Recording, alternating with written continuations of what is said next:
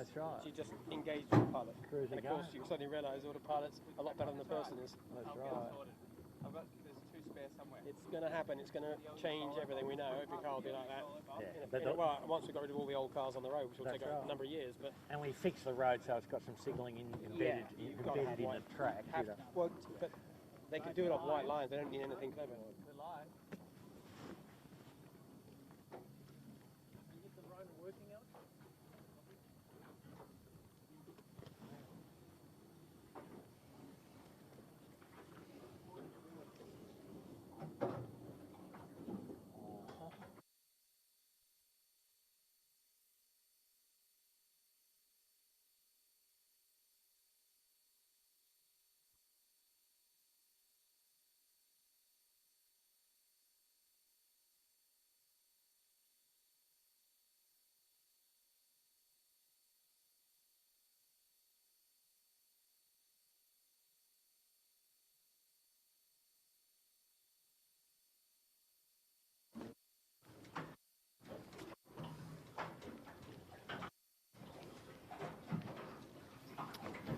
Welcome everyone to Sydney Harbour. It's Sunday the 8th of March.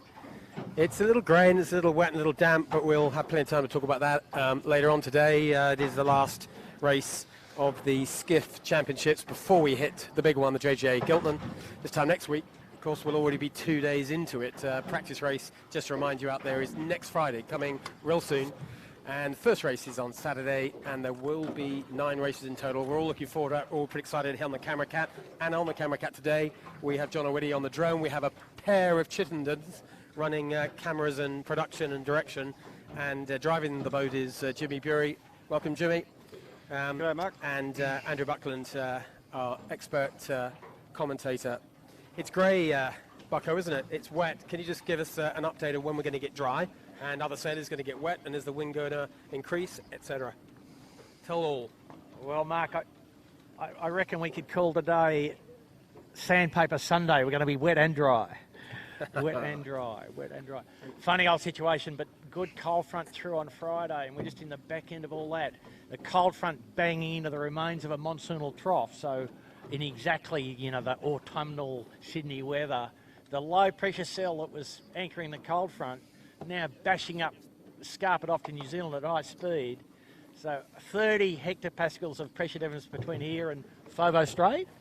That's roughly 3,000 miles from the middle of the high south of the Great Australian Bight. How's that? Translated into English means... What does that mean for today? For today, yeah. No, fading, and we just got some little rain. We just saw a little rain rotate the breeze all the way back to the right, but today expecting the wind to be left and a little softer by the time we finish the race. So the committee's got course 4 up for a southerly, which is a bit optimistic, but maybe not a bad call.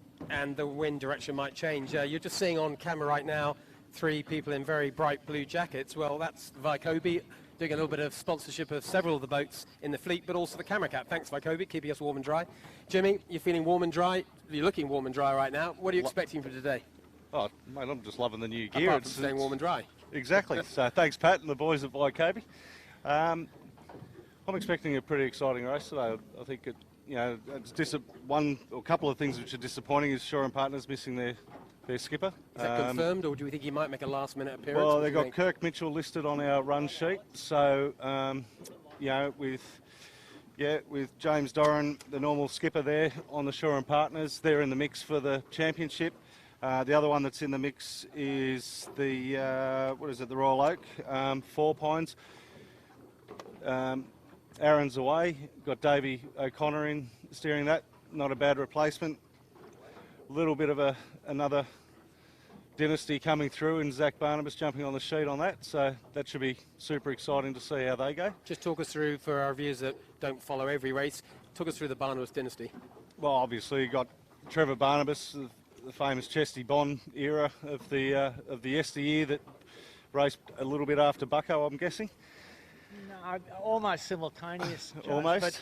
And just go back a little bit further. I mean, talk about his 16-footer wins as well. I think it'd be not a bad idea.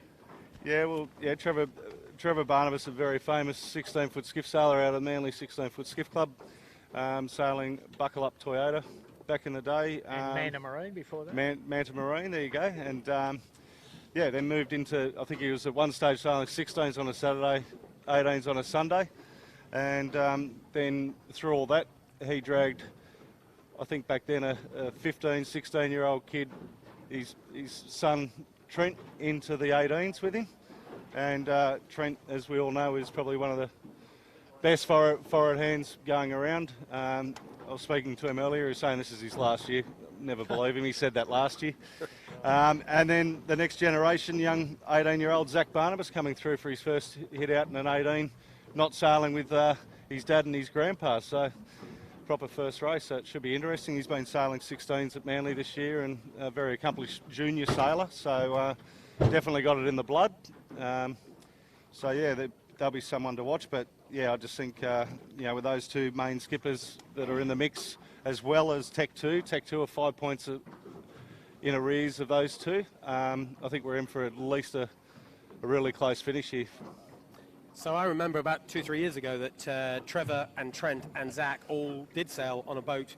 They did one race, I seem to remember. It felt a little bit of a gimmick, if that's, you know, without trying to sort of belittle it, but it did a bit because the kids were too little really to hold their own. But in the meantime, Zach's grown up. He's pretty fit unit like all the Barnabases, but also he's a pretty becoming a top skiff sailor, isn't he? So this is no gimmick today. He's top skiff sailor, but also top rugby union player. He's captain of the Australian Schoolboys. I heard that. Got man of the match in the Barbarians against the Wallabies. So, you know, yeah, Mark, I was going to say, they reckon he goes right at the bottom of the ruck as well, okay? Yeah, and a lovely young bloke to go with it. Of course, as all the Barnabases. The Barnaby, we call them Barnabys. You can't call the plural of the Barnabas. But so that family will continue. Zach will, of course, keep that whole thing going probably for another few generations. So we'll see how the Oak does. And Dave O'Connor, it's just, for those of you who will remember that name from the past, used to sail a lot with Michael Coxon on his boat, and of course with Trent as well.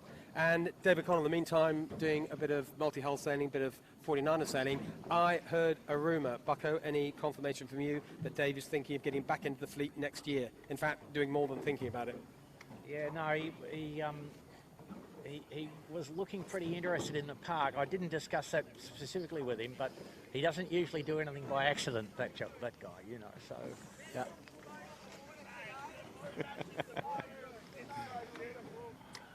The boys on URM just saying how beautiful we look in our Vicavia gear. How good's that? Well, to be fair, Jimmy, they're not wrong. They are men of taste and distinction. They've realised quite how smart we look with our blue jackets. Anyway, that was the URM going past. URM, of course, were very competitive last week with small rigs. It was pretty fresh for anyone who watched the race. We had some tech problems last week, so anyone who struggled with that, apologies, but we're pretty sure we're going to be on much better tech form today. But if you managed to watch both races, they were both on Facebook. The second race was all on YouTube. You'd have seen, under small rigs, it was a pretty fresh and exciting second race. Few capsizes, but what was clear to me was that some of these boats under small rigs are clearly faster than the rest. There's a clear first division. And Jimmy, today, big rigs all over the fleet without any question. I wonder if we're going to see the same clear division between those who've got their rigs sorted and those who are still working on it with just, 5 and a bit days left till JJ. Yeah, they're definitely going to be... I think we're going to have a lot tighter racing today, I really do. I think they've had a lot of time on their big rigs for the whole year. Mainly the ones that we've seen last week, Mark, that stepped out a little bit. They're the guys that have been out training all weeks, you know, during the week when they're allowed to go training. And, you know, I know Tech 2 did a little bit of a retune on their little rig during the week and looked pretty sharp when they were out training on Thursday. And just watching coming downwind, there is Noakes Blue, and they had a couple of quite bright moments last week. Bucko, remember, I think race 1, wasn't it? They were right in the mix for a bit, but we didn't see much of them in race 2. I think they might have had a swim somewhere along the line. Yeah, I mean, a bit tough for them in that Hardener race. They're the lightest crew, and looking at that mainsail, Mark, if you were, you know, down at the bottom of the weight scale, I'm not sure the square top would be that big. Jimmy's laughing, but I think he's with me, right? Well, mate, it's all about the thrills and spills, Bucko. Yeah, of course. But, you know, I'm sure that they will one day get on the podium in one of these races when it gets downrange a bit, you know, in 8 to 6, yeah. They'll be ferocious. Yeah. So I think we will. I think back in the Super Cup, that boat was sailed by Olivia Price, I think, and she was super competitive. Yeah. So there's nothing wrong with the boat, I think. A lighter crew, there are, of course, times when the lightness works.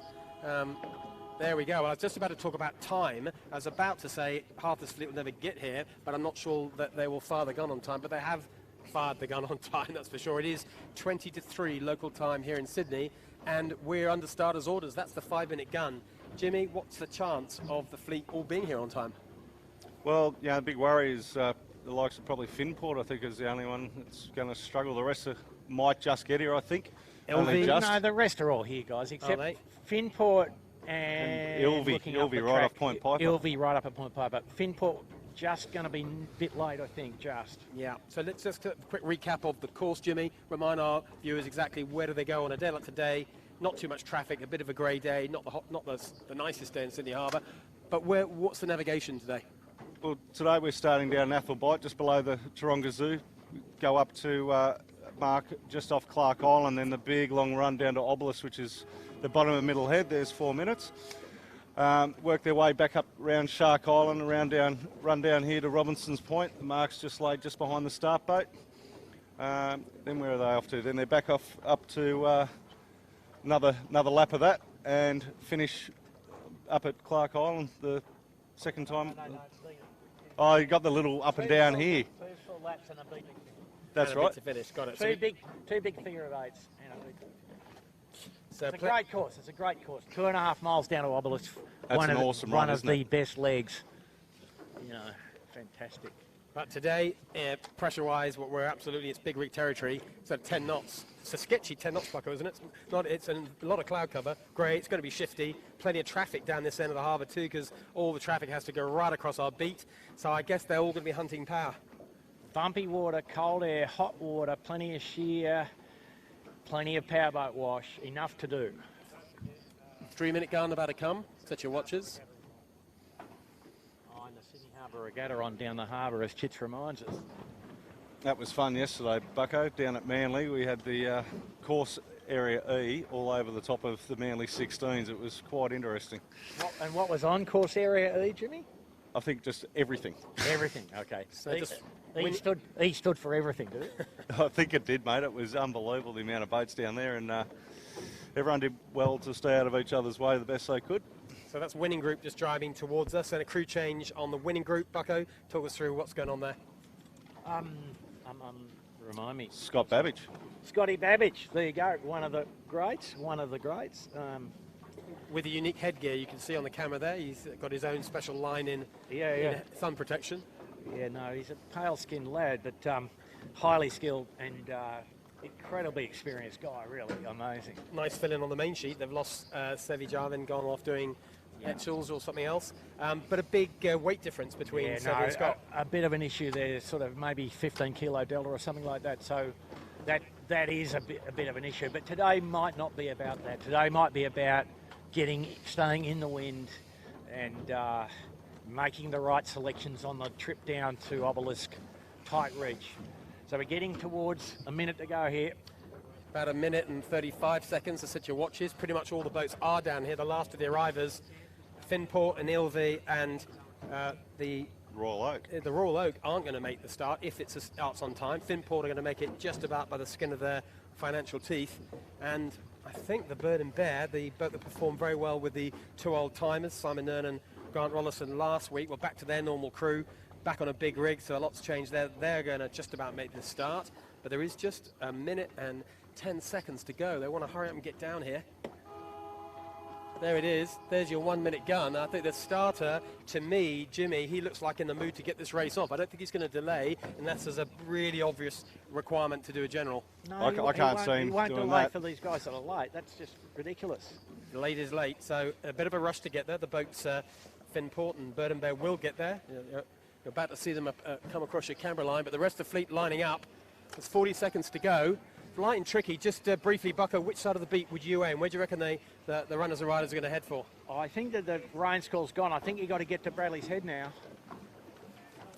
So it's starboard tack, stay on starboard tack all the way till you hit the land, basically, and then see what happens after that. Yep. Little squall just filling in. Finport. Pretty busy at the windward end. You can see Finport trying to get in there, heading straight down into everyone else. Bird and Bear going to have a bit of an issue, but 15 seconds to go. Less than that, 10 seconds to go. They're all up at the starboard end of the line. Pretty much everyone, apart from Royal Oak and Ilvey, are on the line. Wow, clean start. And they've gone, and it is... No, General looks like it's going up, Bucko. General. Well, I don't know why they did a general. No, they didn't. Sorry, I was misreading the time. I thought his sound signal was the start. no, he went just a few seconds early, didn't he? Yeah. So he had everybody over early. That's done a huge favour for the two boats missing in action. That's Royal Oak and Ilva, who will now make the start. And we will set ourselves up for start number 2. Any what do you reckon, Bucker? Was that a bit of a shenanigan? Did he kind of fake a start to get the guys down here, or was it just a proper general? How do you see it? I'm puzzled. That's why I'm asking. Is it? Yeah, I agree with you. I think it is a click puzzling. We can maybe ask the race officer. I don't think we've got comms to him, Jimmy, have we? I know he's your new best friend, the race officer. You're in radio comms with him. Can you ask him a question, or are we pushing our luck a bit there? I think we're pushing our luck. Do you want to try and push your luck a bit today? He said after 5 minutes from the start I can talk to him if we need to. After 5. Okay, I got it. Let's hold him to that, shall we? Let's try out comms in 5 minutes' time and see what we get back from him. 5 plus 5, Mark. Because we've got to wait for the start. Yeah, 5 after. You're right, 5 after start. But by then we might not have anything to ask him. That's the problem. It's now. Now's the moment. Yeah, they were saying how busy they are in the couple of minutes after the start trying to figure out who's over, and I'm like, well, it can't be that hard. Like, you either pick them or you don't pick them. Yeah. No, the boys do a good job. The breeze, Mark, just looks like we've got a fresh influx of cold air here, which is necessarily back to the right. So the southerly course is going to work after all. When it warmed up a bit, the wind rotated at pretty high speed, but it's still maybe substantially a jib reach from the first mark down to Obelisk, the 2.5 miles on the sort of just to the left of the harbour axis. Well, here's the Royal Oak just on camera now, and this is the boat we mentioned has got a new Barnaby, and it's got Dave O'Connor at the back. You can have a good close look at them now. There you go. That's the new lineup just for today's race. And I think the Dave O'Connor getting back into the fleet, I don't know whether he'll actually be driving on the boat that he'll be joining, he's planning to join next year or not. Let's see. But of course, was the sheet hand on the what was the sponsor? You remember, Bucko? When Thurlow Fisher. Thurlow Fisher, that's right. And they won a JG, didn't they? And they had a bunch of near misses. A lot of near misses, a lot of bridesmaids dresses, as they say.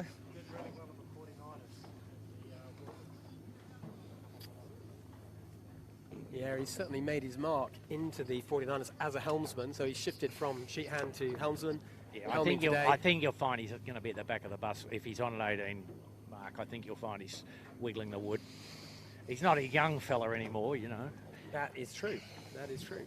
Everybody moves on, and change their roles. He was certainly full of enthusiasm about the whole thing in the park when I talked to him earlier today. That was the 5-minute gun, just by the way, just so you can set yourselves up. If you're watching locally here in Sydney, well, you'll know it's 10 to 3 approximately. Relatively quiet harbour, fairly grey afternoon. But if wherever you're watching around the world, thank you for joining us, whether you're YouTube, Facebook, watching this recorded, or you might even be watching it abroad and live in the middle of the night somewhere. And just looking uphill, Mark, another little line of brown cloud, and it's bringing just a little build, maybe 12 knots coming out of that. Yeah, there's more on us now, isn't it? Definitely, we can feel a little bit of extra pressure, a little bit cooler, and a bit more coming, mate. You still like your Bradley's head pick? Are you going to change that?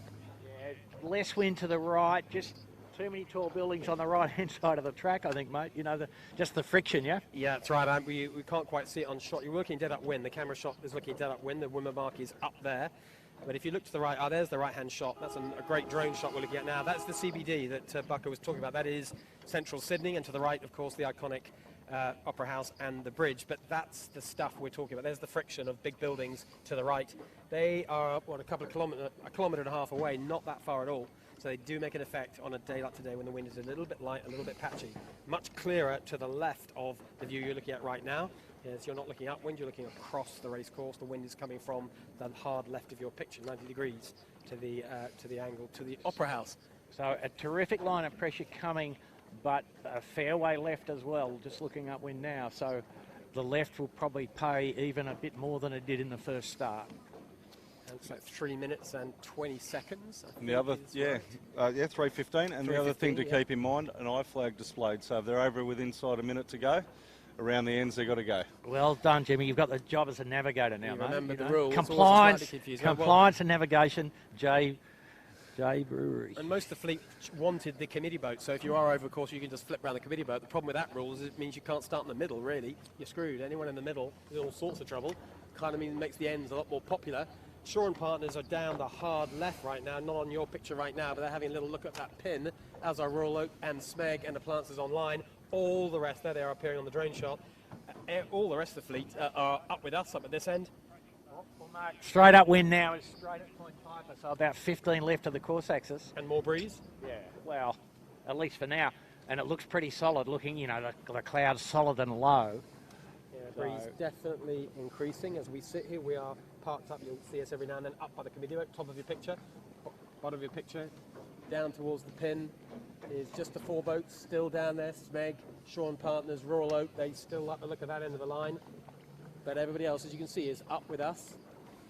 And we're getting close to the 2 minute. The next gun in 5 seconds is your 2 minute gun. Set your watches for that. Here we go.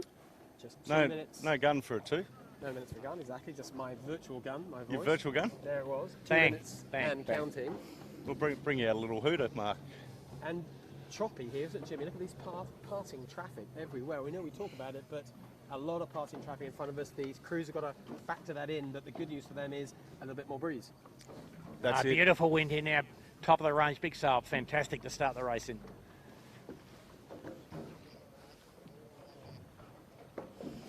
Well, it's not a very long line, is it? You know, it's only probably in this wind speed 40 seconds to leeward end, so it's a big exercise in stalling, finding a lane and stalling. But you see the usual suspects and most of the favourites on the left side of the fleet, notionally the leeward side. Minute and 10 seconds to go. Most of the fleet, as Bucko said, all up here with us. They're all pretty early if they wanted to start up here. Got a whole minute to burn. The whole fleet still looking... Oh, that was a nice long siren. That's the I flag kicks in, and now the whole fleet have got a hold position. Certainly it's what we see 49ers doing all the time, and it's a lot harder to do an 80-foot skiff. 3 people, big wings, all that aero drag above, trying to keep the whole thing in balance. We're just seeing who's got the skills at the moment. Of course, this time next week we'll be doing race 2 of the JJ, and the fleet will be plus another 6 boats. Jimmy, how many are we expecting for the JJ? Another 5 or 6? I think 6. I know Plus there's definitely 3 Kiwis, I believe. More to come. 30 seconds left to get across this line. A lot of good hovering skills going on up at this end of the line. A winning group make it pretty clear that just off to the left of your picture, they want the committee boat. They're hovering just outside the committee boat. There's going to be space for them. It looks like everybody else is going to put their little bows down, and winning group will create a nice little hole up here with just 10 seconds to go. Down the other end of the line, Shaw and Partners going hard and fast. Bird and Bear going fast. URM going fast. Oh, we might have a bit of premature starting, but winning group definitely not over. With speed at the committee boat, clear air. 2 guns so far, just the 2. Any thoughts on who was over there, Jimmy? Did you give a good line of sight? URM and Bird and Bear was my pick of the ones that were over, but we'll check with the committee as soon as we can. There's Bird and Bear going back as we speak. Wow. So the breeze, wow, amazing, isn't it? URM I thought was okay, Jimmy, but may not have been. Down the left and looking at that great drone shot, you can see the whole fleet beautifully lined up there. There's Royal Oak down at the hard left end. Look up at the right end if you can pick out the boat at the very top of the picture. That's winning group. Shaw and Partners going back. Shaw and Partners going back. That's not great for their overalls, Mark, with them in contention to win the the club championship. That you're absolutely right. That's a great shame for them, and they're going to be a long way behind this fleet. But it's a long course. It's a big heroic course up and down the harbour. Also, an awful lot of reaching and issues. Anything can happen on this course, so there is time to come back. But for now, very early doors, the first beat. It does look like we're left phase here, Bucko. And winning group won the right end of the line, but I got a feeling they won the wrong end of the line, if you know what I mean. I think URM leads, in fact, from Tech 2. Bergman, this is Camera Cat. And we'll see what happens out of the hard left, isn't it? Tech 2 on your screen, you'll just see middle left, just going a cruising boat just going across them, which isn't going to help them too much. Hopefully they'll find a hole through that. But Tech 2 are going to be the first boat out of the left-hand side. Smeg in decent shape downhill. Del Zotto putting in a nice performance. Ilve 2. I think Appliances Online look too far left, so it's really Tech 2 are your best left-hand boat. As Bucko said, URM seem to own the middle, and winning group hovering out in the hard right. But it's all going to be about what happens as they come out of this left-hand corner and see who can make the crosses and who can't. going And on Ilvey here? deciding to go back. Late what are call. they doing? Late call. Penalty turn, maybe. I don't know. Pedro. Not quite sure what they are doing. It's certainly not a general recall. As No, you said, well- super late to go back for a... Mark, I just spoke with Doug, the starter. He confirmed Bird and Bear and Shaw and partners. They're just not sure on URM. They're just having a review of that. And So nothing about Ilve, though. no, So that's just a crew error, made a mistake. Back into the race course here. The first critical cross is not far away. Tech 2 now tack off the shoreline. That's as close as you can get to Bradley's. That's Bucko where you wanted to be. They're coming out of the left. I think they might have to duck Del Zotto here. Oh, they don't know. Del Zotto's tacked for them, so Tech 2 are coming out of the left. In the meantime, URM have decided to not wait until the cross. They've gone early. URM and Royal Oak have both tacked. Winning group crossed them. So You're a little duck on winning group. Yeah, So- basically winning group. You're very close, probably, Bucko. Yeah, but yeah. Tech 2 best out of the left, and at the moment, Tech 2 look like they're clear across the winning group. So very early stages, but Tech 2 lead out of the left. So pretty interesting that URM. I had a little execution error in the tack, but Bree's actually gone further back to the right here. Looking at the angle of Tech 2 on the wind here, so little localised cells and looks like more pressure, but more left further up. Bit weird. So there's winning group. You're just seeing there. They started the most right-hand boat. They were right on the committee boat at the start, and even a few seconds late. They've taken the course all the way across to Bradley's, and now they're going to be the most left-hand boat. So they're trying both sides. Just off camera, but winning group are just about to put their tack. They're just tacked now, actually. So winning group. Oh, you can just see at the bottom of your picture. There's winning group, the hard left boat with Noakes. In the middle, we're just following behind. You can see in the middle of your screen. There is Tech 2. Just to leeward is Royal Oak and URM. And Bucko, you like the look of URM out the middle, didn't you? They're in a pretty nice position. I think they're just playing the shifts and keeping it safe. Wow, he's just, it's the old story. The lead guys have, had a sort of pretty good choice about where they can sail. And Tech 2's done the best, obviously. Winning group up in high left, but these guys now high left up here, but free to sail most of the way up to Clark Island. So another one more minute on port, and then a bit of karate fighting to get to the mark because it's a bit short up and around the corner of Clark Island here. Yeah, look, this top mark is not far away at all. This beat, remember, a lot shorter than any of the normal courses we do. We're only a couple of minutes away from this top mark. Super short. No chance to recover from a bad start on a beat as short as this. Jimmy Bureau, you've had an update for the race officer, is that right? yeah, they've confirmed URM was over. So Bird and Bear, Shaw and Partners, and URM were over. Shaw and Partners and Bird and Bear both returned to the start. URM continued racing. So URM will sail on blissfully unaware, but they won't be getting a gun at the finish depending on what happens. But URM have been called early. But you picked it, didn't you? You saw that. You thought they were proud of the line anyway. they sort of jumped, and then Bird and Bear went with them, and I thought Bird and Bear might have got them enough cover, but it wasn't to be. So Gee, it must have been close to me. I thought they were just okay, but That's that's what I yacht thought. racing, isn't it, mate? Certainly is. Look, we're up with the leading group on the right-hand side, just tacking in amongst us. Tech 2 are about to go. There's a lot of cruising boats. URM, they just put in a tack. Certainly not the finest tack they've ever done. A little bit messy, but they've finally got the boat away and running. But I tell you what, from last week where they were highly competitive, they gained a lot of confidence out of that. And They were fast, weren't they? This morning? They won't care if they get disqualified from this race too much. They'll be looking forward to trying to fight it out at the front end and find out how they can match up with Tech 2 with the big rig in. And here goes Tech 2 tacking now. You just saw Royal Oak. Remember, that's the boat with Dave O'Connor and our new Barnabas crew in the middle as well. That's a completely new crew, so sailing really well. They're right up with Tech 2, or we think are the leader on the water. The update from the left-hand boats, well, Winning Group was the best of them, and Winning Group looking like she's going to be top 5, but not threatening the leaders with the current shift. But up here, Bucko, it's super shifty, isn't it? Fantastic. And have a look at this URM, just a perfect clamp on Winning Group. They're old friends, aren't they? Welcome, he says, welcome. Well, you're looking at the right-hand side of your shot. You'll see Tech 2 and a right-hander happily laying the top mark at the moment. That'll be a nice sight for Jack McCartney. He sailed really well last weekend. 2 good races with the small rig. Now he's on the big rig. It would mean a lot for his JJ confidence if he could fire well in this race. And right There's now the birthday boy right in front of us on the Noakes, mate. Sean Langman. Mr. Sean, is he? So he's 41 again. He's 41 plus postage and handling. There you go, URM putting a tack right in front of us. That's a much better tack, that one. I know, and pretty good competitor, you know, those competitors, those guys. Winning group ending up at about 5th or 6th for anyone who's following them. That was the best boat out of the left initially. And Smeg in decent shape with them as well. But first round the top mark for the first time with the bearway, very nicely done. Nice helpful puff to get him out of there. There is Tech 2. And second around is going to be Rural Oak. Great performance from Dave O'Connor, newly back into the fleet, back on the wood. And that's a great performance. Oh, a little bit of pressure on the bearway there, Bucko. Yeah, not enough bang off. And No. not, Zach's first one. Two stabs at it, but they got away with it. And then it's Marcus Ashley Jones. He'll be pretty happy with that. Had a great second race last week in the fresher stuff. Today with a big rig, looking very competitive all over again. We know that he's premature, but not by that much, so we'll just count him as a racer for now, I think. That's the best way to describe him.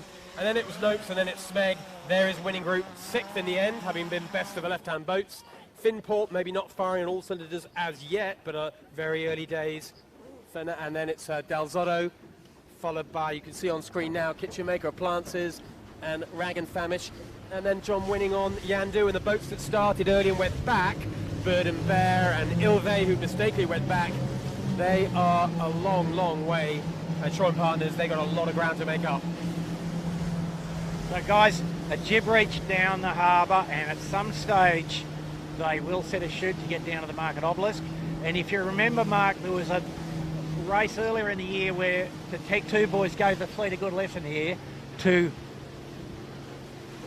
delay the set until they could go to the mark with only one set and one drop. Look, here we split decision. What do you do? It's always harbour this race. Sean Langman, the birthday boy, and Finport are the only two who have gone with early spinnakers. Everyone else is 2 wiring for now.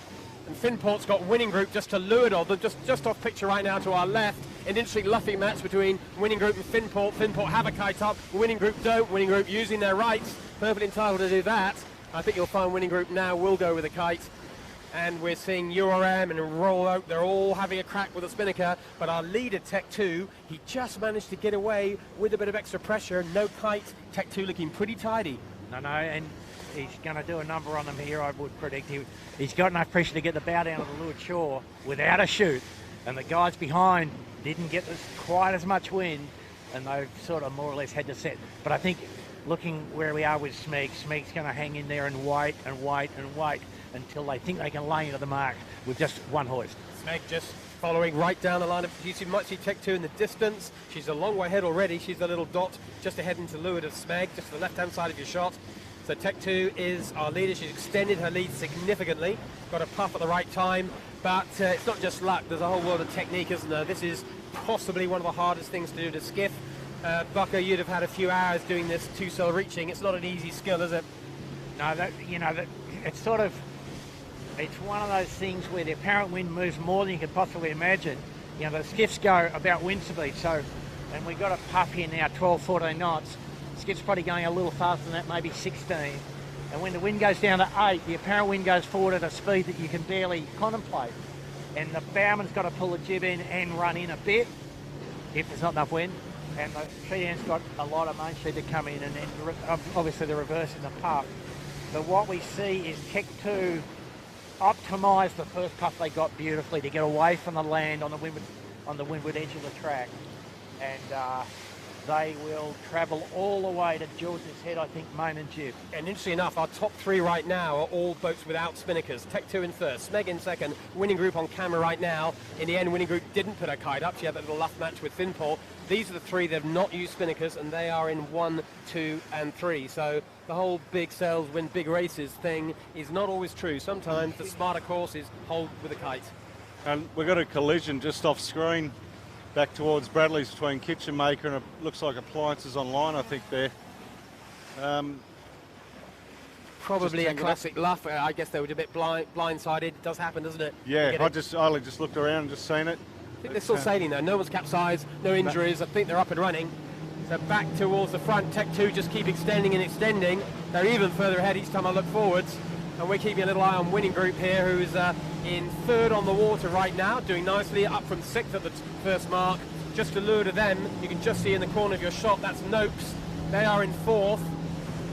And then after them it is Finport and Royal Oak and URM. URM has dropped their spinnaker, having a little bit of a muddle getting the spinnaker down, but I'm sure they'll sort themselves out. They'll end up in about 7th place or so.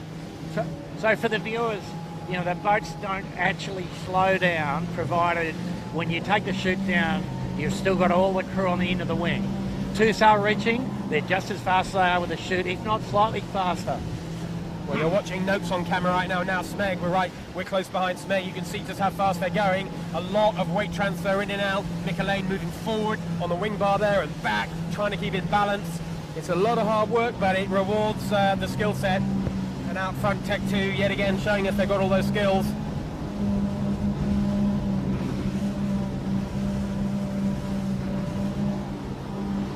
It's a long leg, Bucko, too, isn't it? This is a proper reach. This is going to be, what, 15 minutes of sailing at a high speed?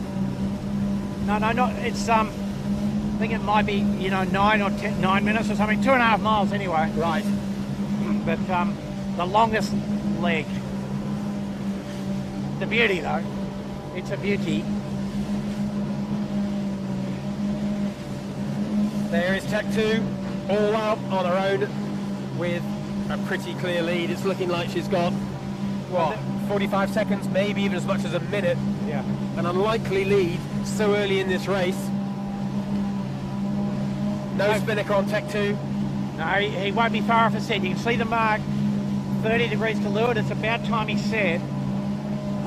The mark just inside the headland in the camera view. So about 3 fingers inside the headland from where we are on the camera. Here they go. Here they go for the set. The drone's got them from straight in front. It'll be a nice angle to watch for. There's the camera cat just behind. You'll see us just crashing into them. No, not really. Jimmy's got it all under control. That'd be a good shot from the drone, wouldn't it? Talk ourselves into a landing. And they might have just hung on a bit too long there. They might have been better off just trying to set it so they scraped over the channel mark down to leeward there. But anyway, they're still leading the race pretty comfortably. But the mark, Bucko was just describing it, just to the left of your picture, just off their bow. They need a bit of a letdown, a bit of pressure, but a lot can happen between here and the mark. It's not impossible they'll jibe. It's also not impossible they won't lay. And one little puff will change everything. You know, as they've pressed into the puff and got going, they are laying now. So well judged, but they have taken some risk on the high side. Yeah, they've really judged that beautifully, haven't they? Let's be honest. I mean, and you know, we've talked about that, Mark, haven't we? That they've been very accurate mostly. You know, or to win the Australian title, they were accurate. More, you know, lowest error rate and best accuracy on the lay lines and when to set and when not to set. And here we see, but they've probably erred a little bit here on the side of too conservative. Yeah, behind them you saw Jack just turning around. The whole fleet are coming at him, but he's got probably a 40-second plus lead. At the bottom mark, he might even extend, but everyone is now set spinnakers and are on broadly the same path as Tech 2 is. He's got a little puff coming to him here, Mark. It won't be enough to rescue him. He's still got two and in. So anybody that took a bit more risk would make a gain, but he's got such a good buffer that it doesn't actually matter. It's a big lead, and that's what we said, that there is the letdown. That's the one he was hoping for. Proper one with a bit of pressure. He might yet make this. Who knows? You're guessing two, are you, Bucko? Two jibes. Two jibes, mate. Well, he might. I don't know. This puff doesn't last forever, but he's on. He's got it at the moment. Amazing. So approaching the obelisk mark. So this is Mark 2 for the first time. It's about as far away from the start you can get on an 80-foot skiff course. We're not far from the heads and out to the wild ocean and off to New Zealand if they turn right from here. We're long way down the harbour, and of course they've got a long way to go upwind back. We're right out at the northeastern end. Yeah, but fairly much on port, Mark, the beat back, yeah? Most of it on port. Yeah, that's right. Now, just looking at the angle there, the mark is to the left. They've definitely got two jibes. It's going to be two jibes in quick succession. Bit of a boat handling test coming up for them Here now. Here they go for one. But, Jimmy, you've been watching these guys all season. Boat handling's been pretty tidy, isn't it? Have a look at that. A pick of crew, isn't it? Like Charlie and Trent and Jack. And when I was speaking to Jack on Thursday, he's actually really enjoying being back in the 18s this time. Enjoying winning. He's just enjoying sailing the 18. He's absolutely loving it. You know, he had a lot of pressure on his shoulders last couple of years with other projects, and this year, you know, he's just been able to forget all that and just enjoy this. And he's, you know, I think the results are showing that. So, and the other good thing too, Tech 2 is the race day sponsor today, so if they can go on with this. That'll make the ferry very happy. That'll be a nice little finish for that. No, finish to the pre-JJ phase. We should post a warning here. Don't try this at home, kids, okay? Yeah, that was quite a hard manoeuvre done quite smoothly, wasn't it? Look at that. Just could have gone wrong there. There's our leader, Mark II, Tech 2, showing everyone else how it's done. And as we pan back up, you'll get a sense of just how far behind the fleet is. That, in skiff racing, is a massive, massive lead to the Mark II. We're normally used to boats all going around overlapped. But Smeg are making a great fist of this. Smeg are going to be clear in second. And it looks like Noakes will be clear in third, and then we've got a gaggle of boats behind. Royal Oak, Rag, Winning Group, Finport. They're all going to go around pretty much overlap. Let's see how this develops. So the boat number 2, Smeg, they've got a hard boat handling manoeuvre coming here as well. Let's see how they handle this. Pete Harris on the front will try and make this look casual, but this is hard work. Mick Elaine's got to keep that wing out of the water if he can. He wants to keep this pressure coming on. Keep the boat rolling, and there they go round. Smeg, nice job. They get round in clear second. Mark, there's a bit of extra safety there in having the wing in the water sometimes, just hitting the water, yeah? I just wonder whether he really wanted it. I don't know, maybe. I just feel in that amount of breeze, maybe. Big knot on the floor on Smeg. We've got a knot in the halyard, my friends, and a little squall coming over the eastern side here. A bit more rain and a bit more puff. And we didn't perhaps see it too well on film, but so here you go, Winning Group. Now, this is what we're used to seeing with skiffs, all going around basically at the same time. Nice rounding from Winning, a little bit wide, but they got the kite down neatly. Nice work from those guys, followed by Royal Oak, followed by Finport. Now it's just a gaggle of skiffs, all overlapped. No big rule issues so far. And at the moment, boat handling, Bucko, what would you give the fleet as a general score so far? That's pretty good. That's an 8 out of 10. Good, didn't it? Did look good, tidy. Yeah. 10 knots of breeze, 12 knots, not too much wind. Just have a look up wind. Oh, a bit of carbon crunch between URM and Appliances Online. Oh, just as we said that, there is the crash. Unfortunately, there's a very them all bad banging and snapping. Carbon. Luckily, the boat builder's involved, so they'll be able to fix whatever is getting broken right now. But did you see that happen, Jimmy? I was just looking at wind at the time. URM just came around and just poked straight into the back of him. Just came around with too much pace into the back of a slow-moving Appliances Online. So. Yeah, well, you have a chance. If you're watching the recorded version, you might want to go back and see exactly how that happened. I didn't actually have eyes on it, so... I think Marcus was just trying to do the wider entry and get inside Appliances Online, and just a few little waves there and whatever has just made it not happen for him. And unfortunately, the amount of carbon we heard banging, someone's probably not going to be finishing a race. Yeah, maybe 2 boats. So they are making the mark a very wide thing to go round. There's 2 skiffs off the buoy, so that's about 40 foot away for the rounding of Kitchen Maker. And here we have Birkenhead Point Marina, Ilve, and then it's Noakes Blue, and then finally Shaw and Partners, one of our early starters, had to go back at the start. That's why they are so far back. But look at the carnage down here. We have 2 skiffs in the water. Basically, there's no space in between the 2. Shaw and Partners trying to go through the gap. Don't go through there, lads. Oh, is there a space? There is a gap between Shaw and Partners. Wow. Threading the needle. That is, have they got away with that? They have. That was next level. That was a very fine call. That looked like a suicide move. Oh, high risk manoeuvre, isn't it? Don't try that one at home either, kids. Yeah, adding to the excitement of the day with that little manoeuvre, but back up at the racing end. Well, there's more breeze up here, and I think, Bucko, you're seeing a bit of a shift up here, aren't you? Yeah, just a little more left-hand turn from under this rain cloud, and I think the rich will get richer here, I can't even see Tech 2. Tech 2's gone, mate. Yeah, they're up near the blinker buoy. Yeah. So, but still, good pressure and a good test for the guys. Before the start, the breeze was down to about 8, and now we're up 12, 13, 14 perhaps. Yeah, we're kind of getting nicely up the range of the big rigs, that's for sure, aren't we? Suddenly, it's not so comfortable. Now we're starting to think about maybe shedding a little bit of power, or just about. These boats on camera right now, you've got Rag and Famish followed by Finport, and we're usually impressed with Finport's rig control, but Rag and Famish looking pretty tidy as well, so it's not out of control. We're not past the range of big rigs by any means, but we're sort of getting towards the top end a little bit. Now, a bit of main shit out on the Finport. The head of the main nearly inverted, so nice. If you're the sheet hand, Mark, let me tell you, you're going beauty. And for the southern viewers at home, Bucko, which will ask, where's Gilly? There's Gilly on the bow of the Finport today. Yeah, on the bow of the Finport today. Dave Ewings. Gussie Williams not there. Instead, the mighty Gil, a.k.a. Dave Ewings, and he brings A, experience, B, skill, and C, riding moment. Yeah, and he had an outing on the winning group, didn't he, a few weeks back? So he's getting a bit of sailing time in. He'll be enjoying going from top boat to top boat. We should have a chat with him if we can, maybe just around the JJ time and get his thoughts on what it was like sailing on these boats. Yeah, no, he'd be a great reference source. And you see Finport has sort of cruised its way up to third, or fourth at least. So we get Alex to bring the camera around to his left, and you'll see Noakes, and just trying to line up the distance to, there's Tech 2 just in front of that ferry. Yeah, there, so Sean Langman, birthday today, having quite a nice race, isn't he? Sean seems to have been going in fits and bursts this season. At the beginning, I seem to remember he had a couple of cracking races, won a few races, and then it all went a bit quiet for him. And then he was absent for a little while as well, but he's back on form today, Jimmy. He likes these conditions, doesn't he? And he's rising to the occasion, and he wants to show his best form coming into a JJ, of course. Oh, absolutely wants to show his best form, but he's also been very busy rebirthing a ferry, part of the Rosman Ferry Group.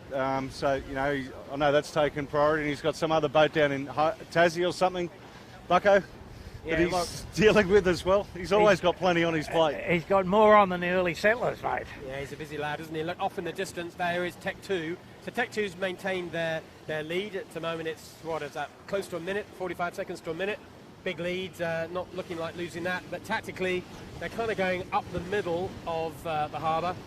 And they'll be looking for some kind of a right-hand shift to tack up towards Shark Island, not too distant future. We're now looking at Smeg. Smeg taking a bit of leverage on the left-hand side, and generally speaking, anyone who sails on Sydney Harbour will, this site, as you look up towards Shark Island, you expect to get a bit of a left in off Nielsen Park. And I think Mick Elaine has gone hunting for that left-hand shift.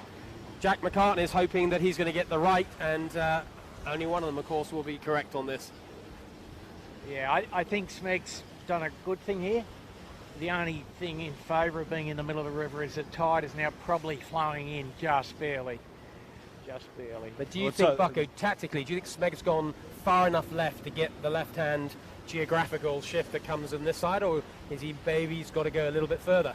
I think he's looking where his bow is at the moment, he's okay. Yeah. And there's a big fleet of yachts operating, you know, the Sydney Harbour Regatta's on today, and there's a lot of dirty air along the eastern shore here. So he's in high left at the moment, and he's got one more beauty coming out of Nielsen Park, just about to get to him in about the next 1 minute. And that will be enough to probably make him very solidly second, and with a good gap to Noakes. Yeah, I mean, he was second at the other mark, but as you said, what he's done is he's just consolidated properly, isn't he? He's actually stretched on the third place boat, the third and the fourth and the fifth. He's just taken a bit of mileage on them. And so he's clearly in second right now. Our leader is still Tech 2, who's well ahead, quite a long way to leeward. Assuming that we have no particular shift to the left, Tech 2 has got lead, is very comfortable. But from this far away, well, Smeg puts a bow down and consolidates Tech 2's lead even more. You can just see in the distance, there's Tech 2, top of your picture, just to this side of the CBD. But they've got to take a big left-hand turn. And they go around Shark Island, don't they, on this course? Yeah, no, Shark. And there's a big left turn to come. It does look as if there's enough right. The air's cold enough and the breeze is back to the right sufficiently that it's going to be okay for them. And as you'd observe, Mark, there's just an endless string of keelboats going up close in on the eastern shore. Completely right. You just see on the left of your picture there now. Here is Smeg just getting a lovely little short-term left hand. I'll take that left-hand shift. Saw the bow go up. But off the left of your picture, you can see all those cruising and racing boats. Actually, there's a big fleet of McConaughey 38s and a bunch of other things. Super 12s, Mark. Super 12s, right, including McConaughey's. A bit of that. Yeah, yeah. A couple of McConaughey's and little Nico. And a lot of... an R38. I've seen it out yesterday, an R38. I'm not sure what it is. It looks pretty fast, though. No stanchions, I saw. It's a bit of a day boat thing. Yeah. We might see that as we get closer. Somebody's idea of a good day boat. Look pretty, that's for sure. Not sure how fast it is, but I think we'll see. Back to this, I think Smeg might have taken a little bit out of him. No, they've gained a bit. They have gained a bit. You agreeing with me, Bucko? Yep. Jesus. Here is the moment. You aren't well. The first moment of truth of this race. Will be a lot of them. As Jimmy said, it's closed up a little bit. Tech 2 have had to choose their moment to tack back, and this is the one they've taken, and Smeg have definitely halved the distance, I'd say. Bucko possibly, I think, actually halved. So what was a significant 45-second plus lead now looks more like 15 to 20 seconds or less. but Tech 2's going in the right direction now, and we first into the header on the left-hand, big structural header on the left-hand side of Rose Bay. So I think you'll find that Smeg now doesn't have a lane for a while, and so we'll have to go slightly less optimal track. Yeah, it's certainly shifty up here, isn't it? You look upwind, it's just to the right. Look at the top of your picture now. There is upwind. That camera shot shows you there's a lot of boats. It's patchy, it's shifty, it's Rose Bay. And Tech 2's too early after I just gave them a pat on the back. They've gone into the lull. If they go too far to Nilsson, they'll run out of breeze and they'll run into all those racing boats that Jimmy was talking about a second ago. He's going right into the pack. You better be careful. I'd say Mick Elaine on Smeg is pretty happy with how this has played out for him. Well, look, the mighty Smeg, they're looking around. Pete Harris is chasing the joint and saying to the captain, well, doesn't look that good over there. Let's just hang in here. I'm guessing Bucko here, they might go pretty much all the way to a Shark Island ley line here. Just keep some clear air and see if they can get a bit of a righty off Shark Island.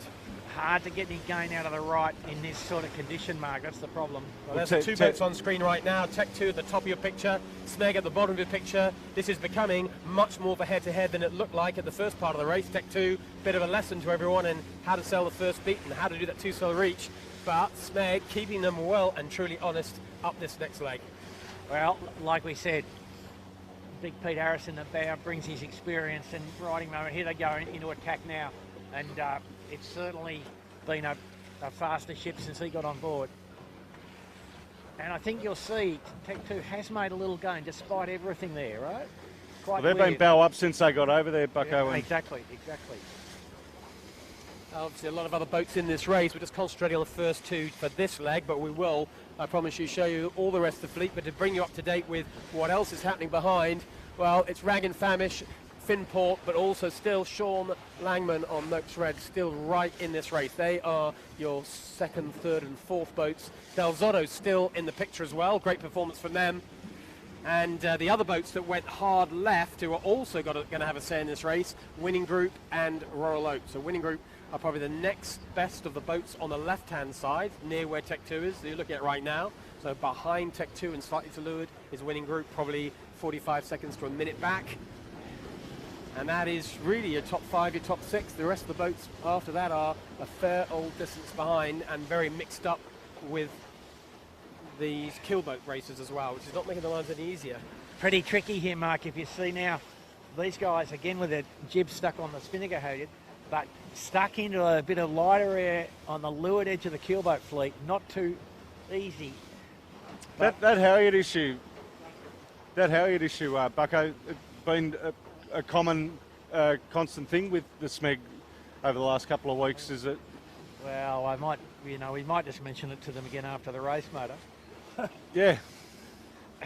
So very busy, as you can see with your own eyeballs on the harbour. It won't be like this for the JJ. This is an particularly busy Sunday afternoon, and we are caught up going much the same direction as this large fleet of keelboats just through sheer bad luck.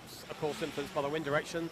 All race committees are got the same issues in their minds, but this just adds even more complexity for our 80-foot skiff sailors.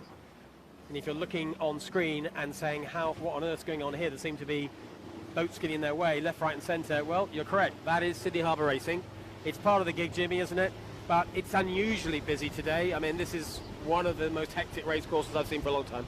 Well, it's just very compressed. There's not many other places they can run a windward leeward for the Sydney Harbour Regatta to get their leg length in for these guys. Everyone just converges on the one spot at the one time. It's all the same place, basically, aren't they? Yeah. That is for sure. So we're right in off, just around the corner from Nilsson. This is Smeg tacking in front of us, so you can see how light it is. We're down to probably only 6-7 knots in the light stuff, and then up to 8 and 9 as they get the boat rolling, but they're struggling to find double-digit wind speeds. And off to the right of your picture, you might just see Tech 2. You see that grey sail with a red stripe right-hand side of your camera shot. There is Tech 2. At this point in time, just depends on the shift. Either boat could actually cross either boat, depending on, do we get left shift, do we get right shift? No. Is the pressure up or down? Bucko, how do you think this is going to play out? I think Smeg's made a further gain here. Does look like it. She's pointing at Shark Island, and at the moment it looks to me like there's very little between our two leading skiffs. Maybe Tech 2 slightly ahead, but she's in a lot less breeze. It's going to be close.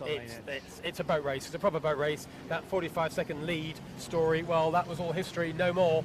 They are leading too, and Sean Langman in Noakes Red is right in this as well. He's caught up significantly too, so he's joining these first two. He'll be off the back of them, but he'll be in the same vicinity behind him. Rag and Famish still looking competitive. Finport trying to get into this lead group, but struggling slightly.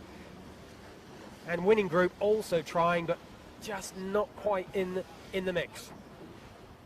So Jimmy, what do you think? Actually, no, Tech 2's got enough wind and enough right that he's maintained his separation there. Just hanging in there, isn't he? Yep. No, good job there from both crews. They both got a good lane. They took their own strategies, didn't they, Bucko? And in a way, they made the most of what they had. Yep. Great yacht race here. Smeg closing into Tech 2. Tech 2 feeding the heat, but coming up with most of the answers required, and both of these boats finding a way to nip and tuck their way around this super busy fleet of cruiser racers. Tech 2 not far off a ley line, I would have said. And he's just got to get himself untangled from the keelboat fleet. Easier said than done, though. It's hard enough on the camera cap, Bucko, and we can go where any direction we like. That's right. There's Noakes in the shot. They're not too far away. Jackie, you know if you're looking over your back shoulder, you can tack, brother. Easy to overlay from here, Bucko, isn't it? You can just end up reaching all the way in, and there's just about enough wind to make that a reach wouldn't be the end of the world if you overlaid. Here he goes. Let's see how well they tack. And that does look like a lay from where we are, subject to what happens with the next shift. Smeg, in the meantime, looking like they've got plenty of breeze in off Shark Island. They're just off camera right now. You'll see them in a second. In the court, right off the bow of Tech 2 is Smeg, still on port tack.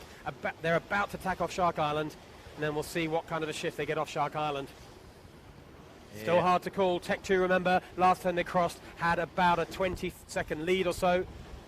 Haven't done much wrong between the last tack and where we look at them now, but Smeg have taken the opposite strategy. They've gone hard into Shark Island. They found a bit of pressure, and at this point in time, Smeg look like they could be across Tech 2. Tech 2 looks like they're bang on ley line, pick the lay, but I think Smeg are going to get across them, Bucko. Wow, it's got that look at the moment. Just depends how little in this. Tech 2's on high left now. And as you said, that Smeg cave Tech 2 lift. Now, Tech 2 just going through the dirty air off the two keelboats there, got round the back of them successfully, so that means they will lead still, I think.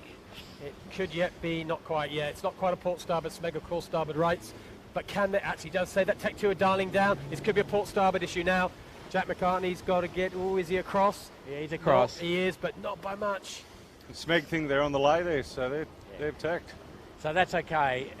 I think Smeg's going to be short, so... And Jack McCartney and the guys on Tech 2 just going to just drive to the mark now and enjoy the puff they're just about to get. So they did a good job there. Got untangled from the keelboat fleet, Mark, which isn't that easy, as you would have seen. I agree. I think both crews did. It was hard for Tech 2 to keep their heads with all that pressure on, and hard for Smeg to do what they did, close into Tech 2 and find a way through all that. Great job by both crews. So they will be our first and second.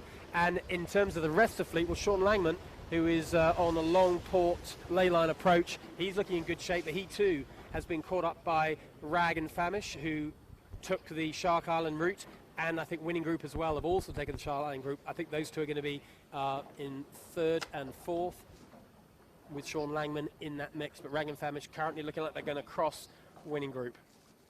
You just see there on camera, there is Winning Group, and quite clearly Rag and Famish are across them, so that's a place change. Sean Langman drops one. And Winning Group are out, just off your picture right now. They also have come out of the Shark Island side as well. So around the first mark for the first time, you would have seen they're off camera now. Tech 2 still lead. Just a few seconds behind is Smeg.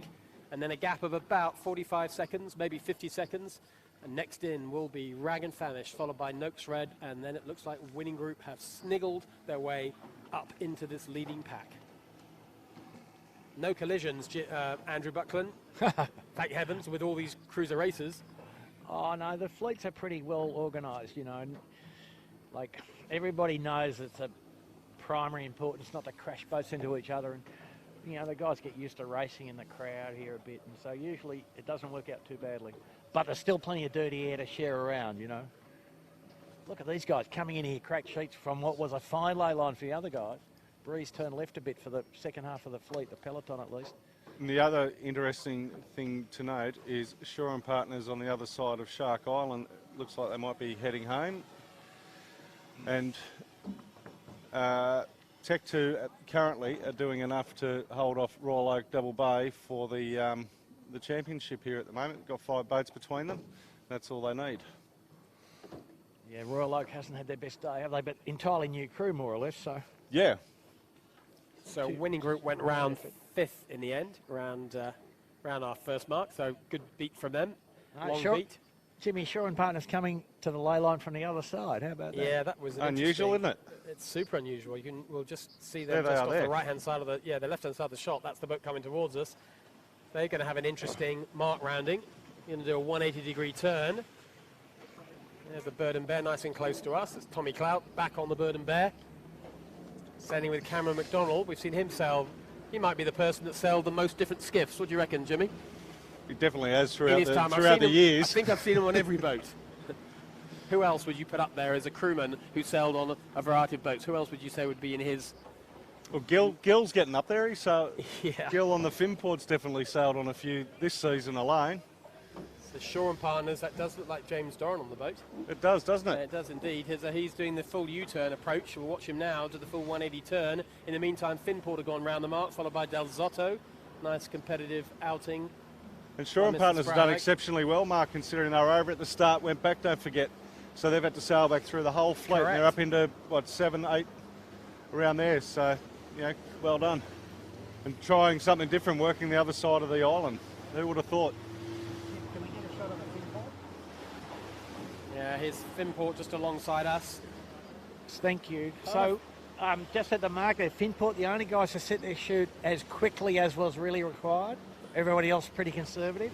Finport took the odds to it, knowing it's a VMG run. So they're the first to set closest to the mark. And they made a little gain on everybody as a result, including the 2 leaders who jib reach for 100 metres or so. Finport will be trying hard to get on the podium here. Working away. They were a fair way back at the first mark, and here they are, long VMG run down to Athol. And Bird and Bear up to windward. I think Tom Cloud will be pretty happy with his performance, won't he? It's been a while, been out of the boat for a few weeks. He's back in with his regular setup crew, and certainly with the big rig in, they look fully competitive. Just a leeward of him, there's the Royal Oak. Charging along nicely. Dave O'Connor will be pretty happy with his performance. And also Rag and Famish sailing another. Well, we're getting used to them, aren't they? They're consistently sailing well. Rag and Famish just 1 boat ahead of the Royal Oak. So all these guys, medium range VMG run, and Bird and Bear about to get the better of Rag and Famish here. Yeah, young Zach Barnabas in the middle, just trimming the kite. Bird and Bear just trying to roll over the top. Looks like they might have a lane to do it, a bit of pressure to do it. And down to leeward of those two, just off your shot right now, is Rag and Famish, who struggling a bit for pressure. I think they're going to get their bow up and try and join those other two. A bit more wind up to windward at the moment. But it's definitely VMG run, isn't it? Our leaders, Tech 2 and Smeg, have now split. Smeg has jibed away. Tech 2 actually looks like she's extended, isn't she? She's offered the distance on port jibe.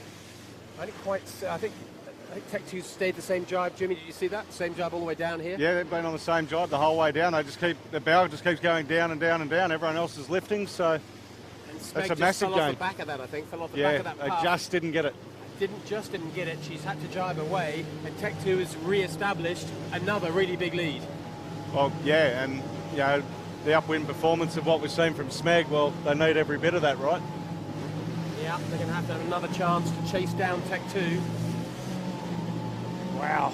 So a big hole in the middle of the racetrack here. And Smeg's, I think, actually done the right thing. Despite the fact they've lost, they've stayed out of a bit of a no-win zone, which has come over the CBD. The other thing, too, is you got just above Smeg, you got Noakes and Winning Group. You got a Manly Ferry coming through the fleet, so we'll see what that does to them. Sean's now gone bow down just over here. If you have a look in that puff that I'm assuming Tech 2 got. And there's Sean flying down on camera right now. He's actually moved himself up into second position here with Smeg's jibe away. That's cost them quite a lot. Smeg look like they're in second. Winning Group might even get to Smeg as well. And now here we go. It'll even up here, Mark. You watch. And so now Sean's out the back of the puff. Smeg going, wow, we're now on the ley line. They're not even, they're actually below ley line, aren't they? Well, they're happy to be below. Yeah, they are very happy to be below. This is a VMG run, remember? So they're going to go right back down to where we started this race about half an hour or so ago. And then it's a beat back up, short beat up, back up to Double Bay. Then we go around and do it all over again. So here we are with Smeg. They'll be smarting a little bit. They were firmly in second position, just 20 seconds or even less behind Tech 2, and it's a whole different story now. 10 minutes later, the race has changed for Smeg, and not in a particularly good way. But I think, no, I don't know, it does depend on the puff lull sequence here, but you see in the distance Tech 2 behind the ferry, the big spectator boat now, but had to jibe, and these guys won't have to jibe, and it just depends whether Noakes has to jibe or not really. But Tech 2 had to do 200 yards on starboard. Smeg now struggling to lay, and more wind coming, so it'll be advantage to Noakes here. So off in the distance, you just see Tech 2, top of your picture, going round the mark for the bottom mark for the first time. That's our leader, Tech 2. And second is looking, with the current shift, is looking like it's going to be Sean Langman on Noakes. Third is going to be Smeg, closely followed by Winning Group, who are bang on ley line. Winning Group doing really nicely down this run. And that ferry that Jimmy mentioned will be passing behind Winning Group, but ahead of Bird and Bear will be an issue for Bird and Bear. Bird and Bear and Rag and Famished and Finport are the next three behind. We'll just stay down here and get the mark round to see how it all pans out. But Tech 2 looking a little bit ugly, Jimmy, right now. Is that just the void of the ferry? Yeah, the vortex behind the Captain Cook cruise. So, you can see it should be almost out of it now. This will be good from Big Pete. Breathe it in, Big Pete. You've got it. The boy to the left of your picture, that little orange dot, they're going to have to be a big left-hand turn, both these boats. And coming up fast behind them is Winning Group, pretty much bang on ley line. You're about to see Winning Group in your photo. There she is, top of your picture with a white kite. Second round the mark, Sean Langman. Great run by Sean. He was in fourth or fifth, I think it was, at the last top mark. Fabulous downwind for Sean. He'll be really excited by that. Sean Langman, Noakes Red, goes round in second. And there goes Smeg, drop one place back to third, but not a terrible disaster. Plenty of racetrack for Smeg to come back through again. Winning Group, they'll be pleased with that as well. A great run from them. They are right up close and personal with Smeg. They go round in fourth place. And then a bit of a gap, caused a little bit by the ferry and caused, I think, by that last puff bucko as well. No, amazing, isn't it, to see the snakes and ladders that occurred on that leg. At one stage, it looked like Finport would catch the peloton or catch the back of the podium, and no hope in the end. They got the wrong side of the ferry, not by any misjudgment, just by misfortune.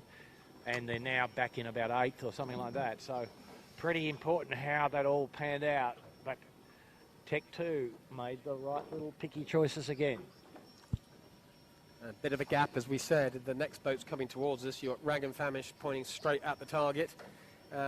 Royal Oak will be crossing behind them. So those two boats stayed in broadly a similar position to before. And if you remember, Royal Oak was having a little spinnaker battle with Bird and Bear. Well, they're about to do port starboard. Right now, Royal Oak has got right. Bird and Bear, I think, might just cross them. So very little between those two boats. Really Close competitive boat race. There's the Bird and Bear just across Royal Oak. You can see top left of your picture. So Rag, Bird and Bear, Royal Oak, super close for 5, 6, 7. Yeah, this is the front of the peloton, effectively, isn't it?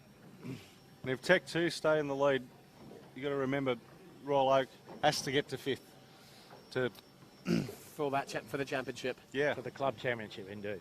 Quite light down here, Bucker, isn't it? What are we down to, 7, 8 knots? That's amazing. Where we are 7, 8, and just 100 yards upwind, 12. Yeah.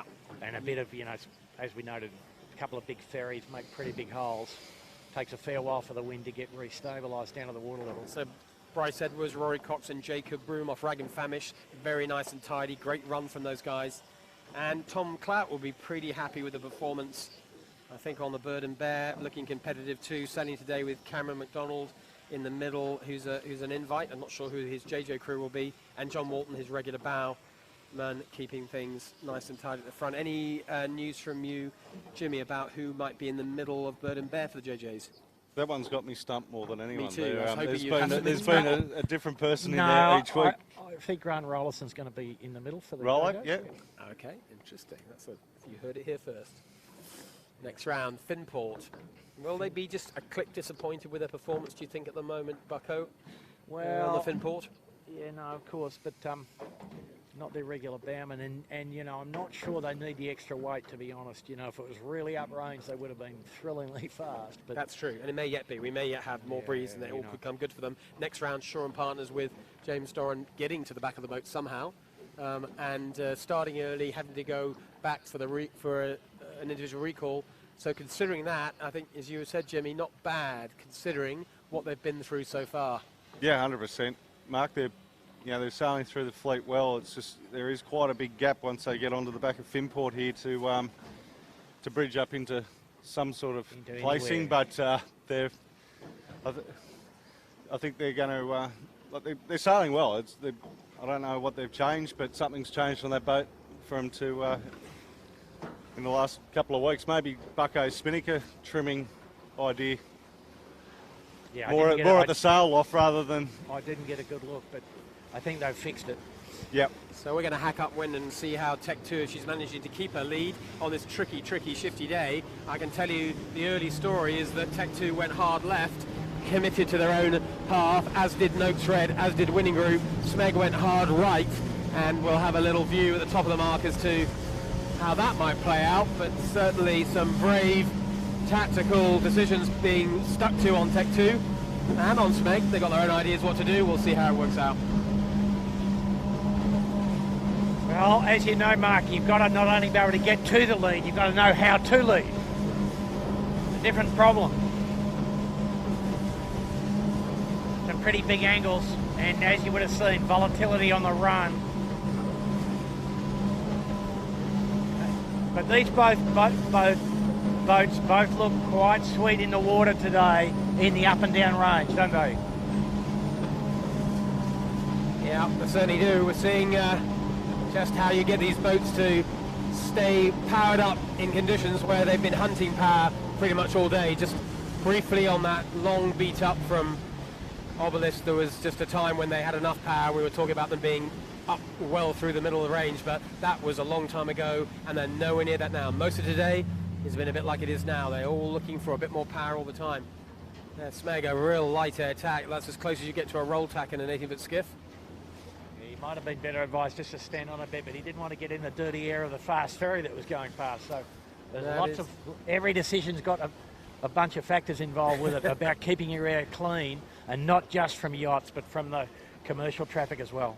That is correct. So Tech 2 near the ley line. Well, not quite ley line, but they're getting good pressure up there. They're the right-hand side of the beach.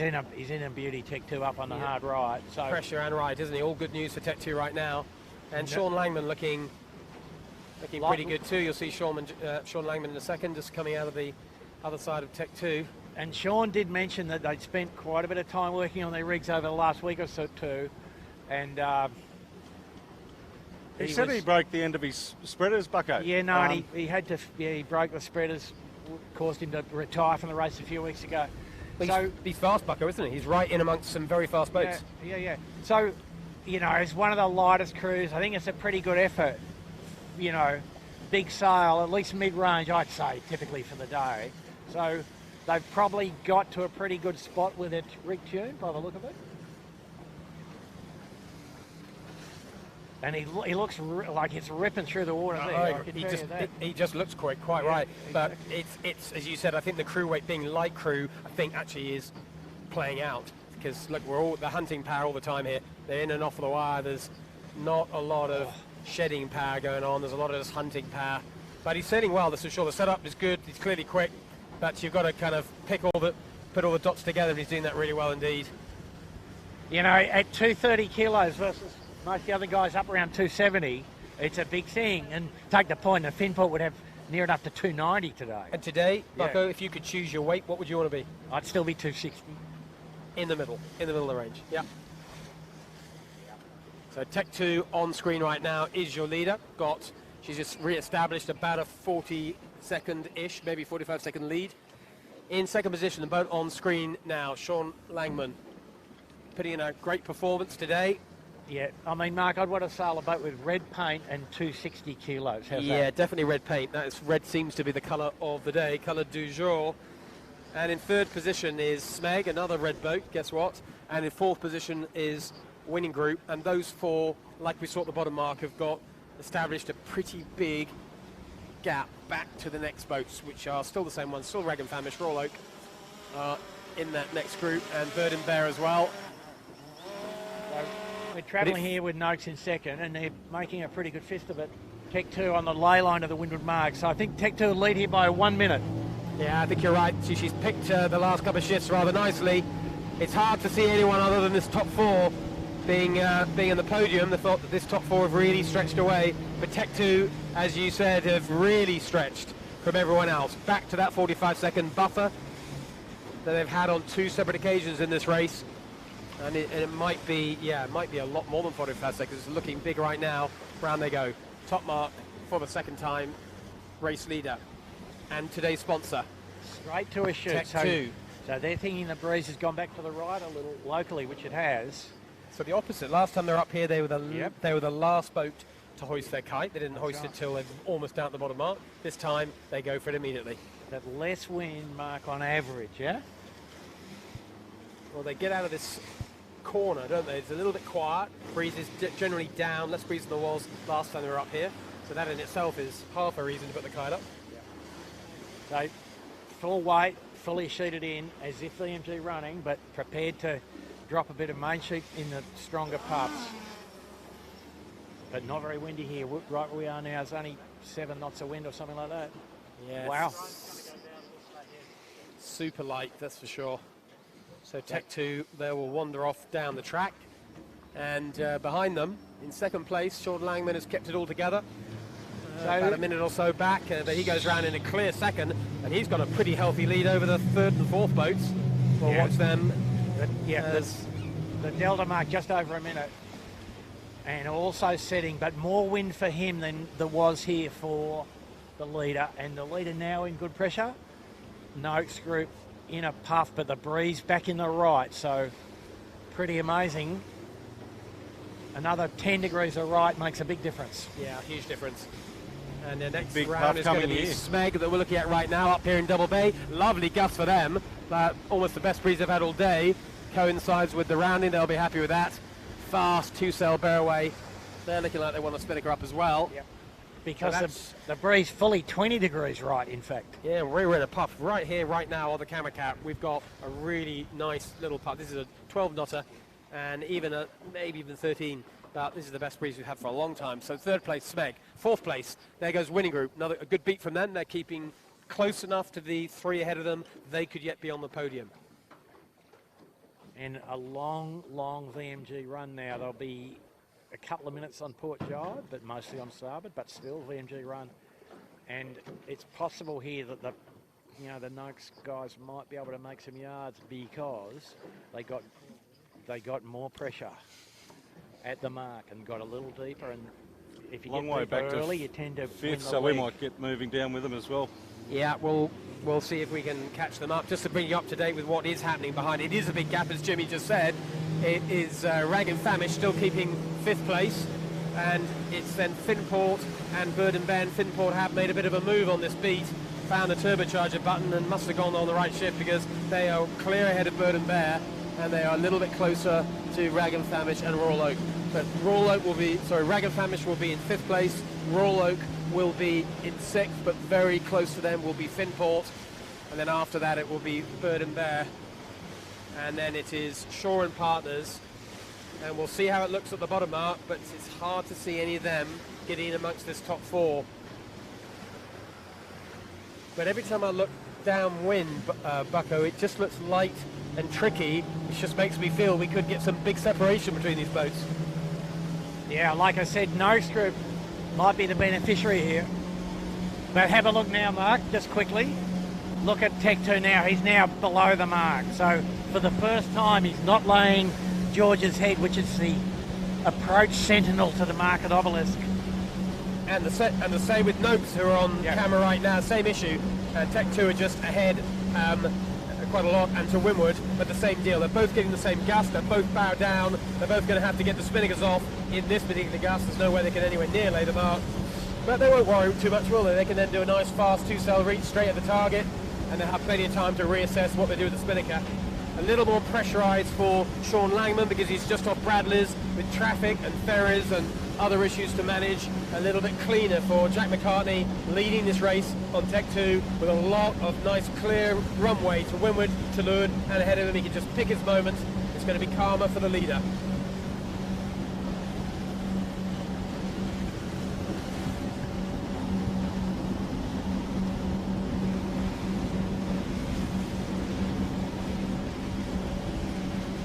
Awesome. So from VMG running to, boys, we're not laying. They might end up laying though, Mark, you know that? Yeah, I mean, I don't think they will, but I know what you mean. It's not. We've seen stranger things happen. I think they're going to get another little bullet and they're going to be dropping a bit of a boat handling test coming their way. He's aiming directly at the mark, but there's a headland in the way. Yeah, put the landing wheels down, Jimmy. That's the instruction, isn't it? You can see the headland just off the bow Jimmy's talking about. The obelisk mark is to the left, to leeward of the headland, but obviously a bit of a small problem with the piece of land. And of course, there's a few rocks off that headland. We have seen boats in the past. I think Smeg famously many years ago hit that at high speed. Asco, you're quite right. With the spinnaker up, I think it was. Yeah, with the shoot up. Yeah. That's never a good look, is it? Hey, 20 knots on a skiff. Mark, I can tell you where the rock is because I've hit it also. Oh, good. Well, can you just pinpoint it as you go past? Anyone of our viewers at Race in Sydney Harbour would probably like to know exactly where it is. I went in between that post and the headland on Friday night in a 30-footer, hoping that I wasn't too close. There's plenty of water at the post. I can show you where the reef is. See where the powerboat is down on the headland there? Yeah, about there somewhere. No, it's on the other side of the headland. Ah, gotcha. So here's our leader, Tech 2, trying to see if they can get round that mark. That's why they're coating the spinnaker and working hard to sail as high as they can. But there's a point at which, with these boats, that actually you're better off to get the spinnaker down. No, I think he's going to just hang in there with it. Looking up ahead, Mark, you'll see that the big keel boat struggling for pressure, basically the same jibe angle, right? So yeah. I think these guys will get there.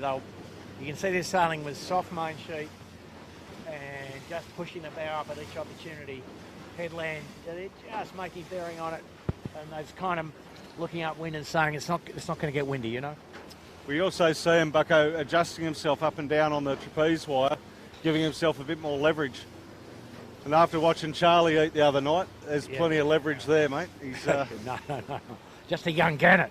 Oh, mate, he ate a Parmigiana, he ate half of Jack's chips and then ordered a pizza after to wash it down with. Yeah, Jack's a bit of a greyhound, isn't he? Yeah. All good. No, they've got a great combination going, and I'm looking forward to see them battle it out in the Giltman. And so, Bucko, while we've got them on camera and we're talking about them, how realistic a chance they got to actually win it? Where do you actually place them? You know how good Honda Marine are.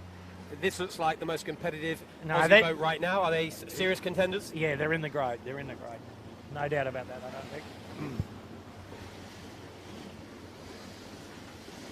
So no pressure on Jack, but... No, none at all.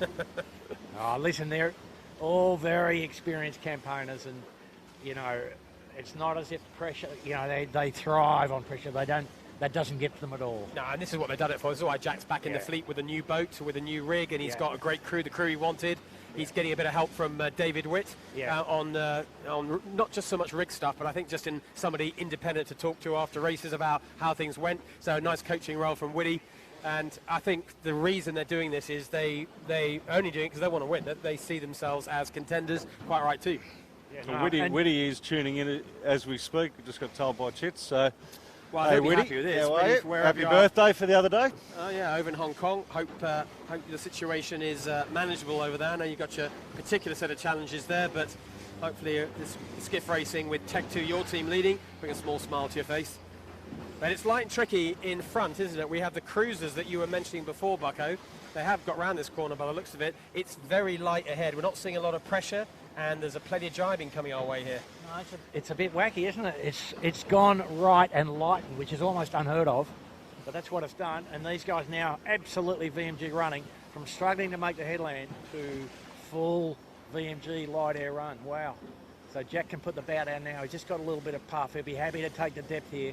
He's heading for the rock, isn't he? The rock we talked about? No, he's miles clear. Oh, Miles clear. And the story behind is that the fleet are getting nothing very different to the one that Jack's got, so he's actually still stretching on the fleet. And but Mark Noakes coming down without a chute, so they've had to drop to get off the leeward And shore. so Smeg behind them, Bucko. Unbelievable. So, Just looking at him in the rear view mirror, and So the the rich rear view mirror actually angled the right way just for once. looking at the distances involved, I mean, Tech 2's lead of 45 seconds has been extended, if anything. They certainly aren't being chased down. And looking at the boat in fourth, winning group, the same postcode, now they are definitely not. They are long way back. So it's played out nicely for Tech 2 here. They've just managed to stay in just enough breeze with the spinnaker up. It's stretched away, and I know there's a long way to go, but they're looking mighty impressive at this point of our race. Mark, for future reference, the rock's about where that fishing boat is. Oh, thank you very much. On the left-hand side, yeah, just off camera. We're actually to the left of your camera shot right now. If you see the fishing boat, there you go. Buck has told me that is where it is. So if I hit anything this side of it, can I send the insurance claim to you? No. Come on, There might be coral growing here.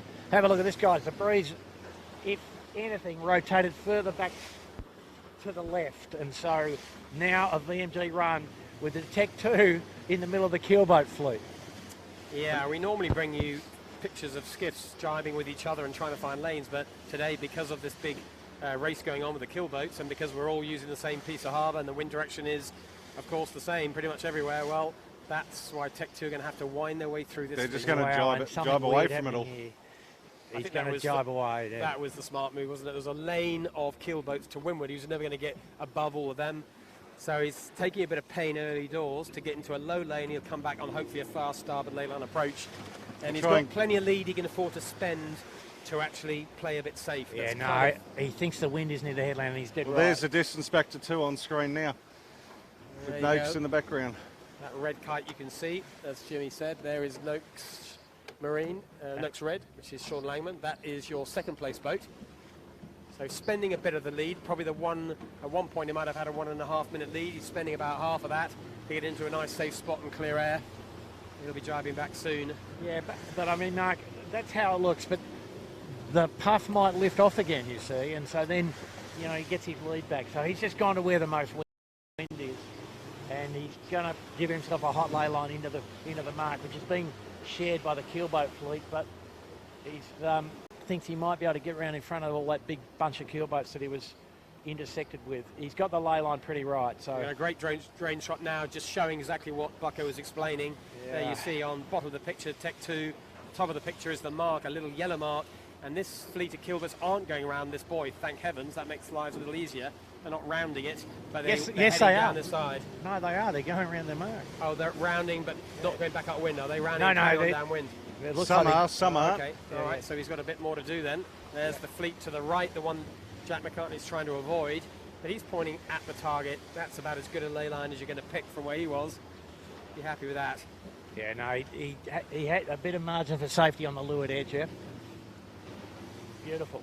And also gives him that separation away from those yachts, Bucko, which would disturb them. Like, come in a bit hot, you got a fair enough lead.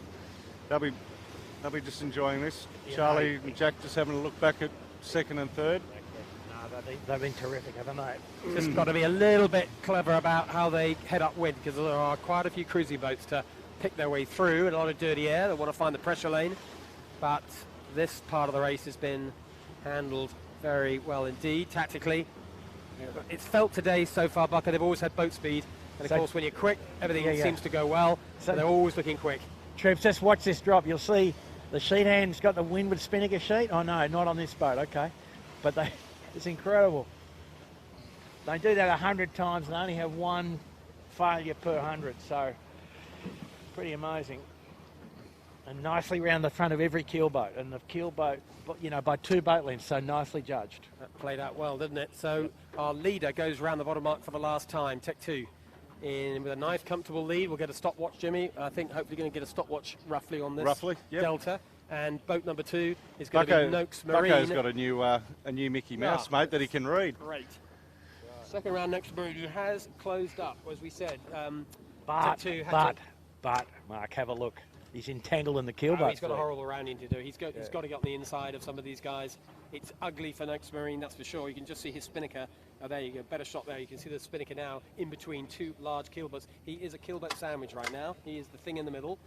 And this is tricky for Sean. It's not what he signed up for in 18-foot skiff racing, but it's what you get on the harbour. He's just got to take his chute down and be patient, and that's exactly what he's doing. He's got to let the guy to windward go through, isn't he? Otherwise, Yep. he's got a massive chicane.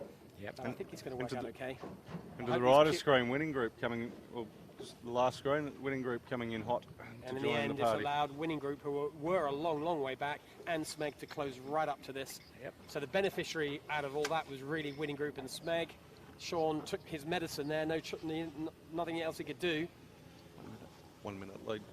1 minute lead there. Yeah, a bit over a minute, really. A minute. Yep. A little bit. That's a big, big lead in a skiff race, isn't it? You can see off in the distance there's Tech 2, hasn't tacked yet, still on starboard tack, heading off to the other side of the harbour, looking for all the extra pressure.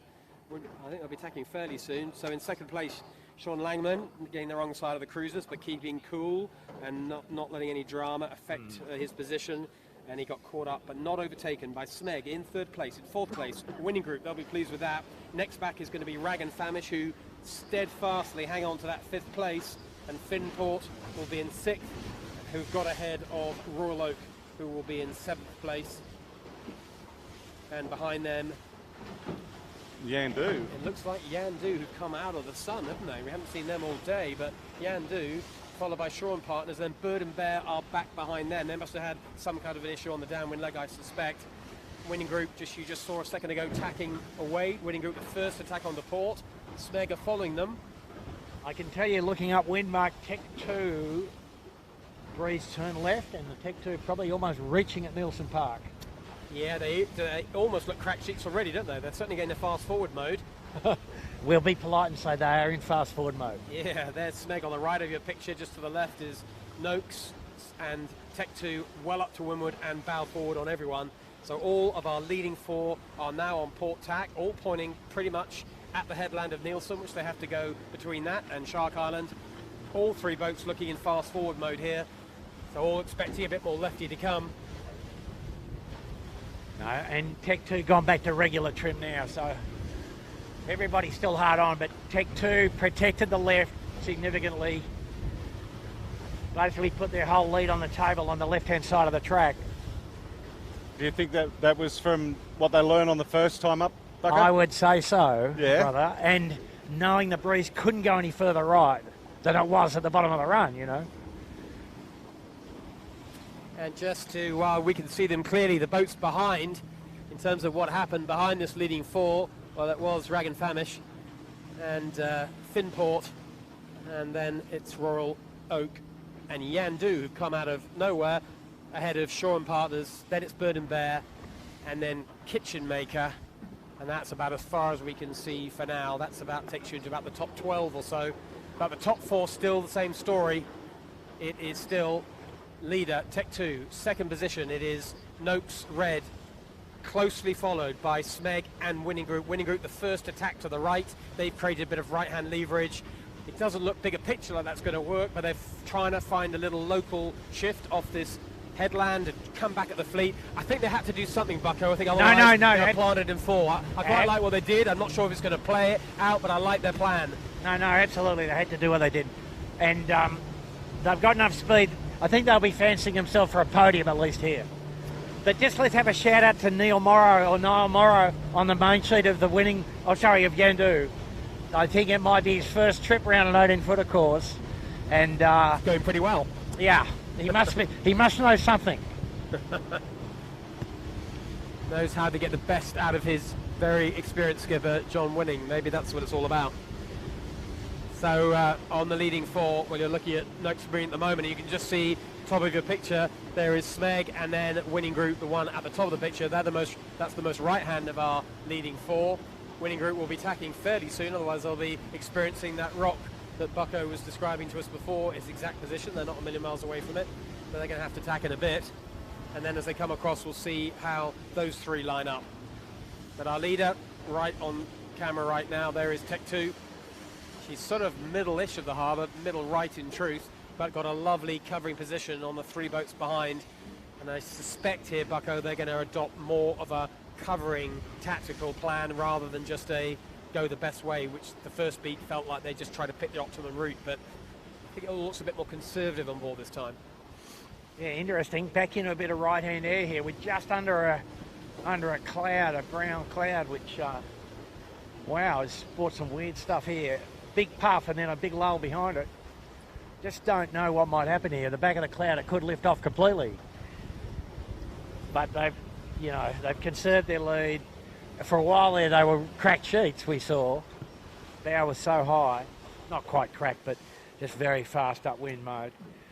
But now back to hard on grind. And the puff went through. It was about 10, 11, 12. And now where we are on the camera cat, the wind would not be 6 knots. And you can see on camera how light it is on Tech 2. We've got really 1.5 off the wire. Nobody's really fully extended at all. It's going super soft. It's just pretty much local where we are. It doesn't look like this is across the whole harbour. It's just where we are, probably a little very dark grey cloud in front affecting us.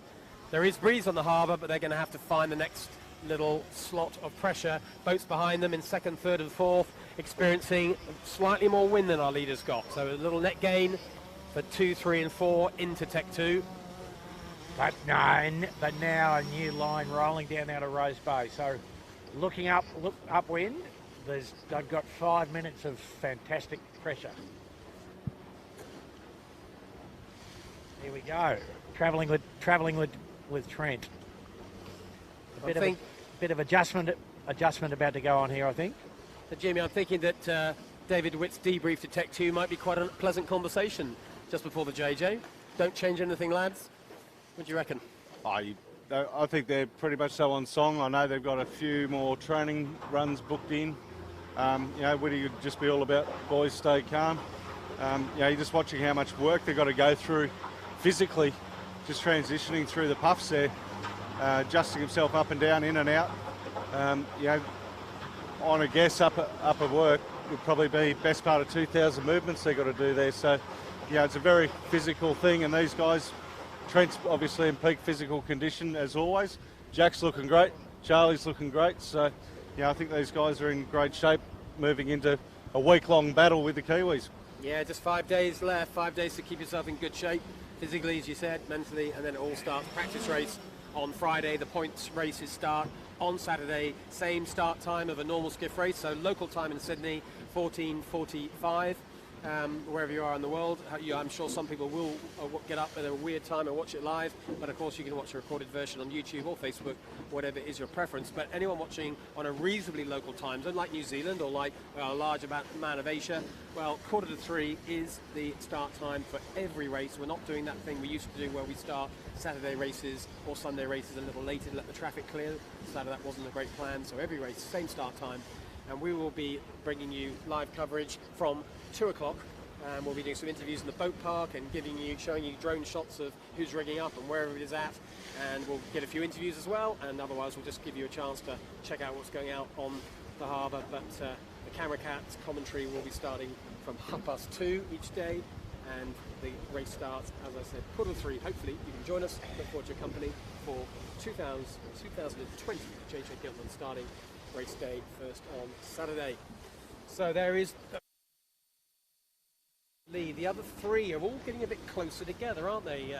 Bucko, Smeg, Winning Group and Noakes are all in the same piece of water. Bit of a battle, do you think, between those 3? I think it's let Tech 2 go a little bit here. Yeah, they're preoccupied with getting on the podium. Almost no way they'll catch Tech 2, failing, barring an inversion type accident, shall we say. But interesting here, Winning Group hanging in there, got forward enough and whatever on Smeg to think they're comfortable against Smeg. Winning Group now attacking, but we would say that Winning Group would be perhaps missing their extra crew weight there a bit, but they're making a pretty good fist of it. Yeah, the light of Sevi Jarvin's kilos, who's not racing today, but he will be back to the JJ. They'll be back to the normal crew. But they've got Scott Babbage, lighter, but probably sailed even more skiff races than Sevi Jarvin, if that's possible. So, experience. I don't think that's possible, is it? No, I'm not sure. If it is possible, he's done it. Maybe not. They're probably equal in number of caps, if that's the right way to express it. One day we'll have to do the research, Jimmy, and get a number of score on the doors of who's actually done the most skiff races. And that might be someone who's racing right now. It might not be. It'll be an old bloke. Wily John Winning. An old bloke like me, but it'll be John Winning. It'll be John Winning. Most races. Hands down. because he's raced for more than 40 years, Yeah. including 30 years or 25 years where we race twice every weekend. So he'll win the prize for having done the most races, but also the most races who's currently sailing. That's 'Cause right. That's how you normally divide it up. So he wins both trophies. So we won't bother doing that then. We know the answer already. That's right. So I still want to know though, Jimmy, I'm going to set you this task. Who is the crew who sailed on most different boats in their career? That's a different Have to question. be Cameron McDonald. There's no two ways about that, but I'll definitely do some research on it. But yeah, I think Cam would have run out of fingers and toes counting it. So heading in towards the headland. To the left is Nielsen Beach. A little quiet today. It's a little overcast. Air temperatures down in the early 20s. So a relatively cool day for this time of year in Sydney. So the beach is a little quiet. And in front of us, the whole harbour has emptied. That fleet that these boats were picking their way through has disappeared. They've finished their racing. They've all gone home. They've all So gone to Middle Harbour Yacht Club for a beer, mate. That's exactly how they're all at Middle Harbour having a very nice beer and a sausage sandwich. They do a good sizzle down there. And the harbour's empty. So it's going to be clear and clean racing to the finish. They're going to go up to the mark off Shark Island, and then it is a run down to the bottom, VMG run, and then it's a short beat to the finish. So we've got about another 20 to 30 minutes racing in total to the finish. Here they go, Tech 2 for attack. Just in the background there, Mark, that's our spectator boat, the Royale, with all the Tech 2 supporters on board for today. It's today's race brought to you by Tech 2. And Vycobi, our new cover-up sponsor in our nice warm gear. So, And just briefly, Jimmy, because I know you know a lot more about it than I do, what does Tech 2 do? What kind of company are they? Tech 2 is basically a tech company. So you ring Harvey Norman with a problem. That's who you ring is Tech 2. They do home and office automation, AV gear. They're involved with the NBN, with hookups and rolling out cable and so on. They do project management of companies. So, I know they're really involved. They love what we do. They've got over 600 employees in Australia. Awesome company. So, it's great to have them on board here for the 18s. Great. Hope a few of them may be watching this race today. I suspect they probably will. Good to see their boat as one of the top Aussie boats leading to the JJ and leading today's race. And of course, they won the Australian Championship. They closed that out last weekend with two very impressive performances indeed. So Tech 2 on great form at the moment. And they continue lead. They've got a nice gap of looking like a 45, maybe more, maybe a minute now lead back to the next boat. And then Mark, I'd say 120. Yeah, it is. I think you're right, Bucko. It's just straight. Every time I look back, the three behind looks further behind. And all the boats behind, to bring you up to date with that, well, you're looking at Noakes and you can see Smeg just behind them, or Winning Group went the other side up the beat. So Winning Group are on the right-hand side of the beat, if you like. Noakes and Smeg are at the left-hand side of the beat, attacking Tech 2 from two different corners, but all of them are close to a minute behind, if not more. So Tech 2 not without too much pressure on them. But the battle for second, third, fourth, that's going to go all the way to the end, that's for sure. Very hard to call how that's going to play out. Any one of those three boats I mentioned could get into the second place position. And then that same gap back to the rest of the fleet still is there. No change back to the one of interest that we've got to keep an eye on, Mark, is obviously the Royal Oak Double Bay and where they finish behind Tech 2 for the overall for the club championship. How is that panning out right now, Jimmy? What are you seeing? I can't see that far down the bay, mate, but Yeah. I think Tell us what place the I 8-4 think there's a Pines is in. 5-point lead, isn't there, Bucko? 5-point lead, yeah. So obviously need 5 places between them is the long and short of it, isn't it? The way I remember it. And I think how it's that's looking exactly right now. correct, brother. Yep. And that's what they got right now. So we'll So keep here they a go. loose eye on that once we see what happens with the guys around in second, third and fourth. Tech 2 not too far off a ley line here. Breeze a bit more stable up in the Rose Bay here. Here we go. Pretty good tack.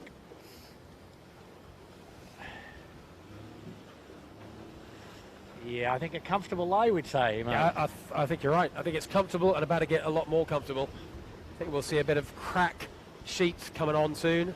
Shuffle the weight back a little bit and a really nice fast approach. I think that's what their future holds. Just depends, but Breeze looks pretty stable upwind relative to what we've seen during the day. And a little lull, and then there's another line, so only about 1 minute away from the mark. And as they approach on the port ley line, Smeg are on starboard trying to get themselves up to this very same ley line. So Smeg are still looking like they are in second right now. I think they've got through Noakes by the look of it. It's hard to say at the moment because the boats are spread out. There's not a lot between them, but Smeg to me look a little ahead of Noakes, Red and Winning Group. And then that's the three that are following. And they're quite spread out behind, but they're all coming together to go around this mark off Shark Island. We're about to find out exactly where they all stand. Winning Group, every time I look back at them, keep tacking.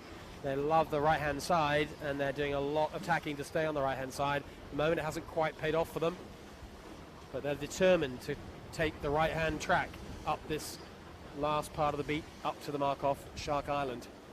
So Winning Group just crossing back behind us, about 3 boat lengths behind Noakes. So Winning Group still in fourth.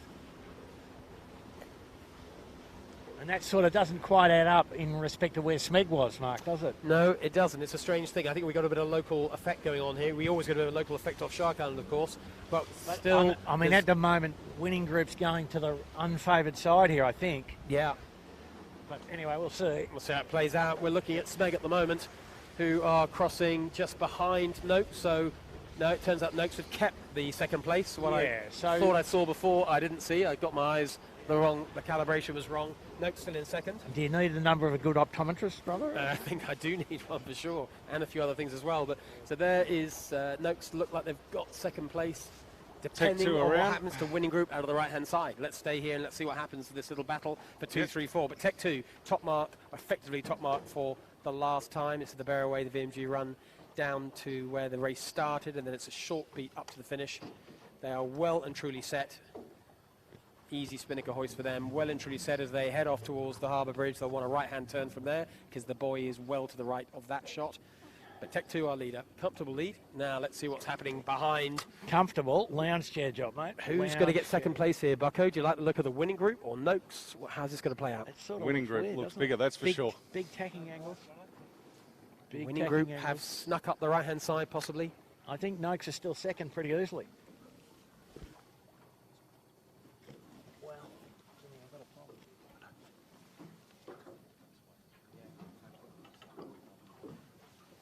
So Noakes cross ahead of the Winning Group, but not much, just the odd boat length between these boats. It's a super close battle between second, third and fourth.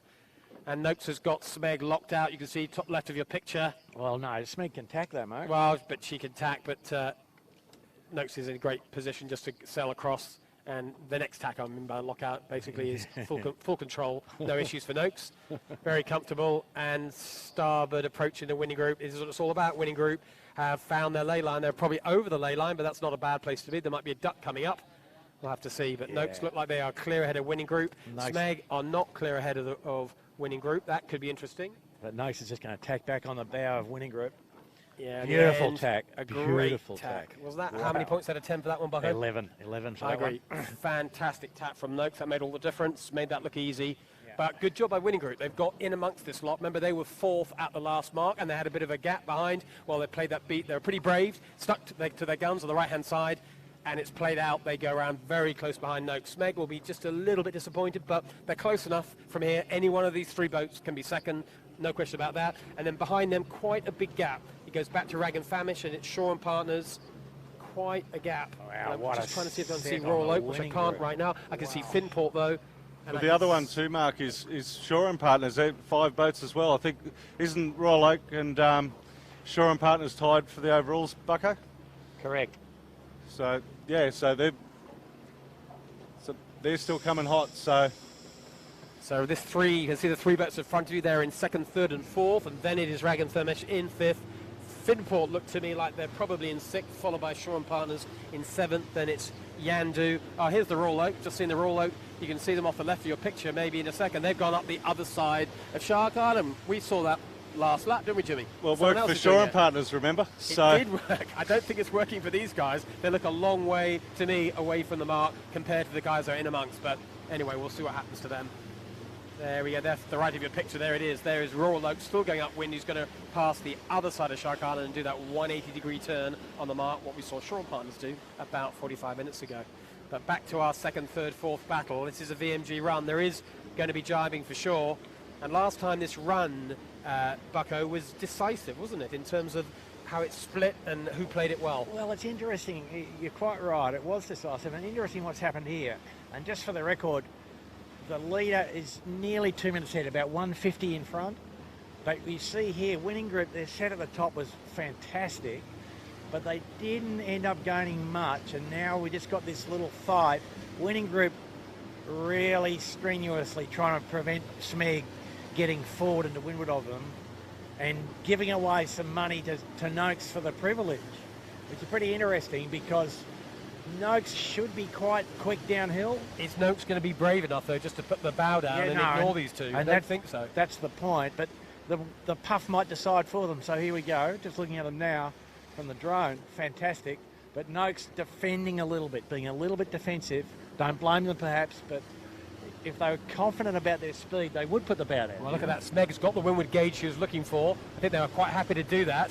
They've got the separation to windward if they can just find the fast forward now. Intriguing battle. 3 top skiff crews all trying to find just that little bit of advantage against each other. A great workout again, leading into the big event next week. Just the kind of practice they want. Yeah, I mean, I would have thought, Smeg, with about 20 kilos less than the other guys, can VMG run just slightly better than them. I'm not sure they can, but they should be able to. Yeah, now that windward gauge is just evaporated as the other two boats choose the high lane as well. Yeah. Noakes just needs to be first into one good puff, and they can probably afford to put the bow down and just try to lead them to the bottom mark, knowing that there's plenty of time to be spent on the other jibe. That said, the VMG curve for these boats is pretty flat. You can sail them a number of different modes and get nearly the same result. So, which is what really we're looking at here. Looking at the group now, Smeg 1.5 strings, Winning Group 3 strings, and Noakes Group 3 strings. And Winning Group seemed to have just a tiny bit more pressure. That's just short-lived. Just for a second they had a little bit more pressure on them, but yeah, there's Sean Langman decided to close the gap back up again, going full defensive mode. He wants to be in the same piece of water. I think they remember in the last run, if you were separated by even 100 metres, you could have a completely different puff. And the best thing to do is to vend that is to stay in the same piece of water. Yep, but these guys on the high edge are now curling up into the lee of Clark Island as well.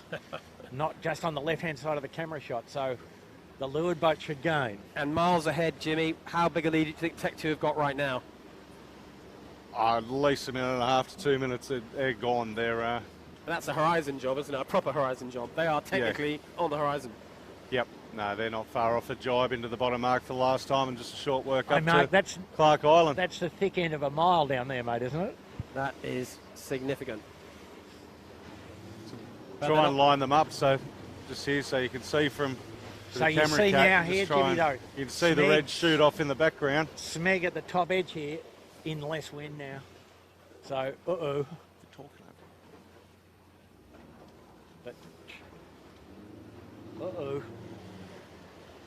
So there's Tech 2 just jibing down the bottom now, way off in the distance. So that's first, second, third and fourth is all to play for here.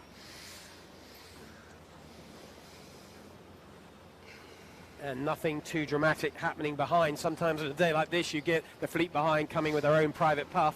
No such thing today. Everybody's looking pretty light behind. If anything, lighter conditions that we've got where we are right now. We're close behind these boats in second, third and fourth. I don't see anyone from behind doing anything too dramatic. The only thing is Rag and Famish, which is the next boat back, is in light airs but is significantly to leeward, like a couple of 100 metres in a lower lane, which of course is an advantage position, but at this point in time no breeze to go with it. So they possibly could be a mover and a shaker. Behind them Finport, light and lifted, and then the group behind Bird and Bear, Shaw and Partners and Yandu, even lighter as well. So nothing looking too threatening from the group behind. So probably this leading group playing out a little bit, James, as you would expect, yeah? This leading group playing out a bit as you might expect. The lightest crew has gone fastest, down the run. And Smeg's heavier than Winning Group, yeah? But generally what happens, isn't it? Like in this stuff, yeah, absolutely. You see how important the crew weight is. It's not often that the lightest crew wins in 80-foot skiff races, but when they do, they do. No, exactly. Little greyhound in the passenger seat here. He was always one of the lightest crew going around. What was your fighting weight, Bucko, when you were After winning skiff races? After I'd been to the gym for 6 months of the year, 68 kilos. So lighter than a whippet. It was thrilling. What is a gym? Just can you tell me what a gym is, Bucko? Come on, mate, you've lifted a few weights. So a lot of looking under boom action going on the Smeg, and they're sort of rolling over Winning Group, but they are sucking up awfully high to do it. And Winning Group would be quite happy to see them over their shoulder this far up to windward. Yeah. Noakes looking calm and in control in that leeward berth. And I just keep thinking back to that fabulous tack they did on the ley line, and I think boat handling is going to be an issue here, Bucko, so I think Noakes would be quite happy to throw jibes in here. Yeah, and I think they've got a fair cushion there now too. They have. It's amazing how fast. Just a few minutes ago, these boats were virtually in touching distance. Noakes has just sniggled forward and to leeward. And he's jibing now. And Winning Group done much the same on Smeg as well. Right down at the bottom mark, that's Tech 2 in the far distance, are just going around the bottom mark now for the last time. Very light airs down there. They're barely one wiring, so it's getting softer as we get later in the afternoon here in Sydney. It's 25 minutes past 4 local time on Sydney Harbour. Tech 2 go around the bottom mark for the last time. And behind them, Smeg just on camera now. And top of the picture, you'll see Winning Group and Noakes all jibed onto starboard, and they're all on lay. I was going to say, pretty good jibe judgment from Noakes there, I think. You know, they've got a good separation from Winning Group. They've jibed onto the face of a puff. Pretty safe positioning. Yeah, pretty hard angles to pick in these conditions, but that's right. All these leading boats make you a very good fist of that. Herman going, there was a lull and now there's a puff. Travelling here with Winning Group. And Tech 2 coming back upwind are going to be passing the opposite direction to the Spinnaker boats. They are just about 2.5 wiring, to give you an idea on how much wind there is. Occasionally 3 wiring, so hunting power in that sort of 7-8 knots true wind speed. Yeah, the puffs are 10 and the lulls are 6 now. Yeah, the lulls are horribly light, aren't they? Just never enough pressure in the lulls. But Tech 2 enough to be sailing upwind, and they're going to have to find the best pressure to not have a drama. Winning Group having a polite discussion with a powerboat. Succeeded. Yeah, that's Tech 2 going upwind. You can see that they're not really stretching on their legs. Jack McCartney is fully wiring, but his 2 crew members are definitely not. They need all the power they can get. That's our leader, and there's Winning Group with a bit of pressure on her spinnaker. Ahead of her, there's the red spinnaker of Noakes, who will be going around in clear second. There's the gap you can see between them. Noakes got about a 15-20 second lead back to Winning Group in 3rd place. It's probably more than that, Mark. Light air now. Maybe more, you're right, with a drop as well. Boat handling to come, you're right. Probably a bigger delta.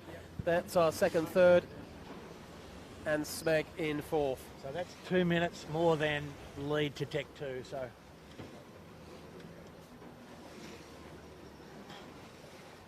And back you see Noakes Group down at the bottom, and we're travelling with Tech 2, but Noakes Group having a little bit of trouble actually getting to the mark. Light air. Light down the bottom. Yeah, at the leeward mark, that's what Bucko's talking about, which we're not actually looking at right now, but we can tell you it is very, very light indeed. And the whole act of getting a large spinnaker down sucks the air out, and these boats stop awfully quickly in those conditions. Noakes having to use all the boat handling to get around that bottom mark, which they've managed to do. They're now sailing upwind. They are in 2nd position. And in 3rd position, Winning Group, same issue, having to do a drop in very, very light airs indeed, managing to get their spinnaker down pretty neatly in these trying conditions. So they are just a few, not far behind Noakes at all. At the end, probably only going around about 15 seconds behind Noakes. That's a proper battle for 2nd and 3rd. We'll keep you up to date with that one as that develops. And in 4th position, Smeg have dropped off the back of those 2 a little bit.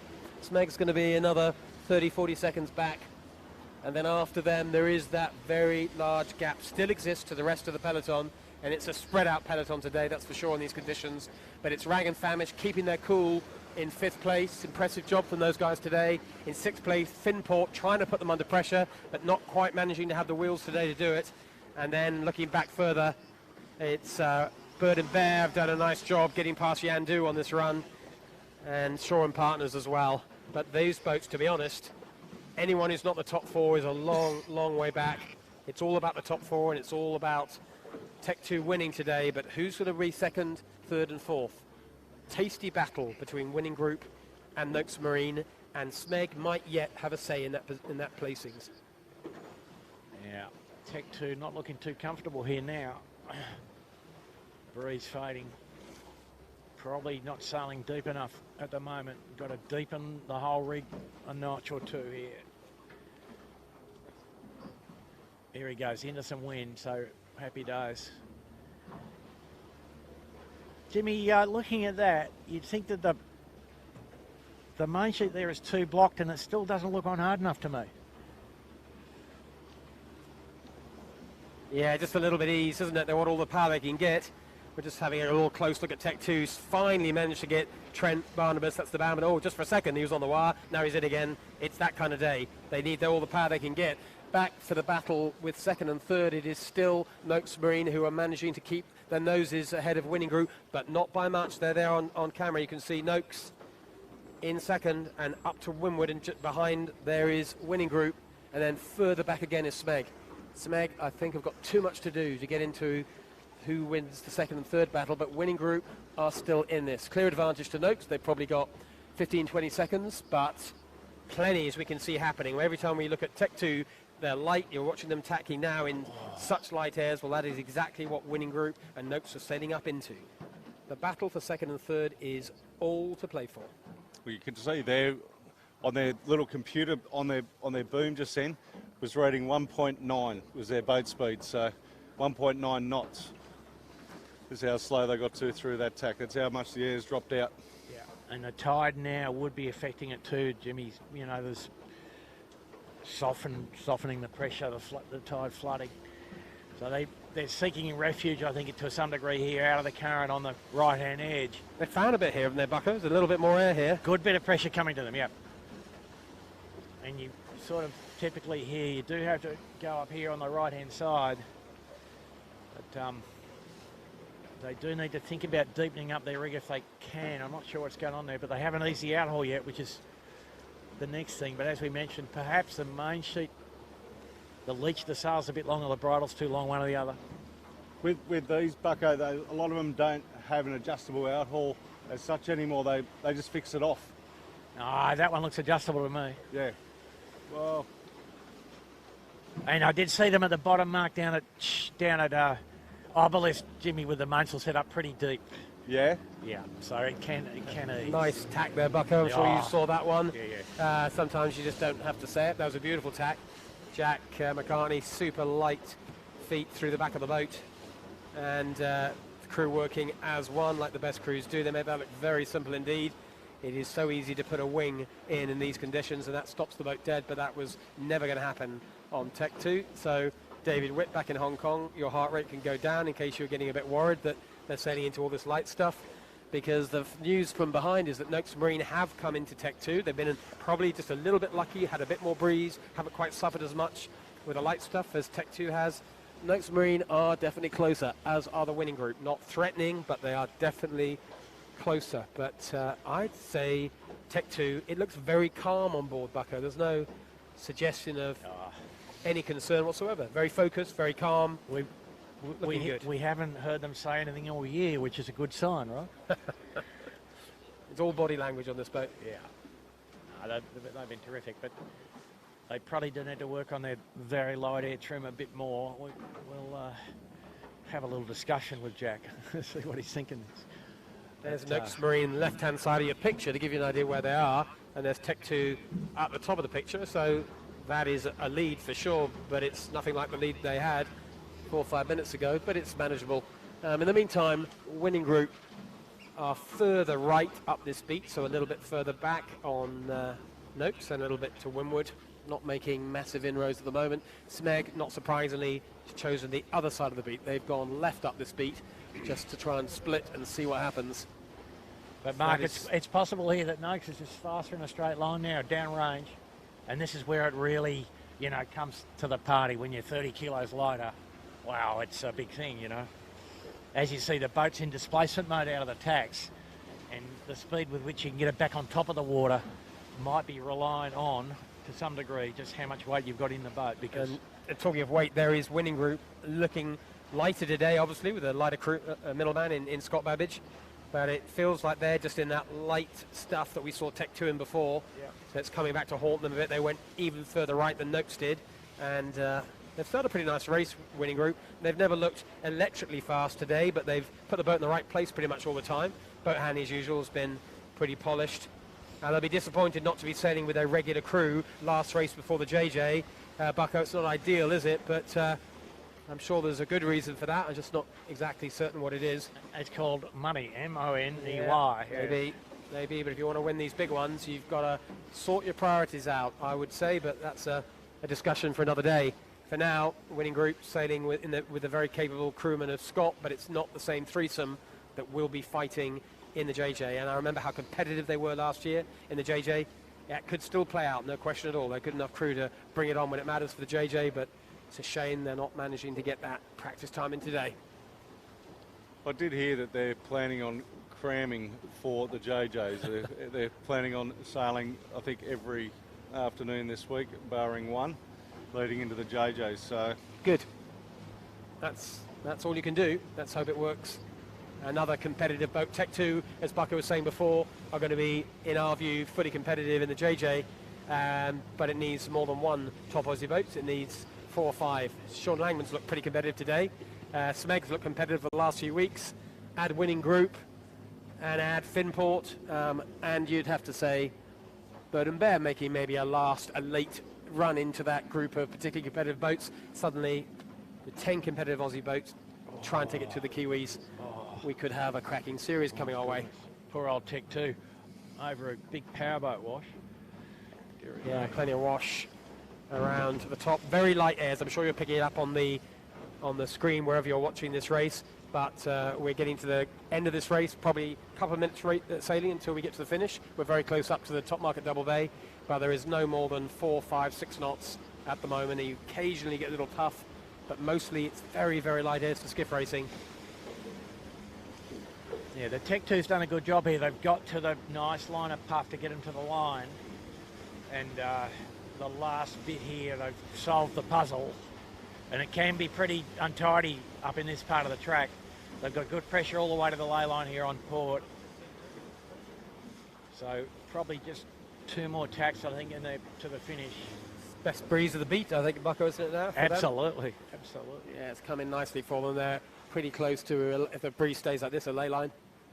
The winning gun will be welcome sign for these leaders. They've led, remember, this race from the very beginning. They started on the most left-hand side of the start line. It went all the way into Bradley's, which was what Bucko had said was the way he would have gone. Well, they executed that beautifully, crossed everyone on port, and have led ran every single mark since. And now they're going to calmly test the water depth on this side of Yeah, they're pretty close. They are as close to the rocks as it looks on camera. It is that close. Another couple of boat lengths and they'll be picking oysters off the rocks. So they're trying to avoid having 2 more tacks. I think they're going to have 1 more tack at least. That's okay. Good line of pressure coming for them, but breeze hard left here. But pretty hard for anybody to make up any ground today on this sort of beat. And these guys stopped completely, but in a big header here. Luckily, there's pressure though. That's I don't think they mind what direction it is as long as they got some wind. Yeah. And Noakes Marine, which is in the hard left, you might just see her at the top left of your picture in a second. You might just pull the camera back. There it is. There's Noakes Marine. She is a lot closer. You're thinking, hey, she's closer. Well, you're right. She's a lot closer. She's just briefly had a big lefty as well. She's not going to cross Tech 2, but this is a much closer boat race than it has been. Until then, what happens right now, Mark? Have a look. Yeah, it's not looking quite so pretty for them now, but it just every now and then just shows you in this light air stuff. You've got to stay calm when the shift doesn't go your way. Hope it comes back. But I think Noakes have sailed, as you said, she might just be sailing faster, but they've sailed this beat really well. They've stepped away from Winning Group. Winning Group have been pretty aggressive tactically. They've tried to create a little bit of leverage whatever they could, and they're sailing pretty nicely too.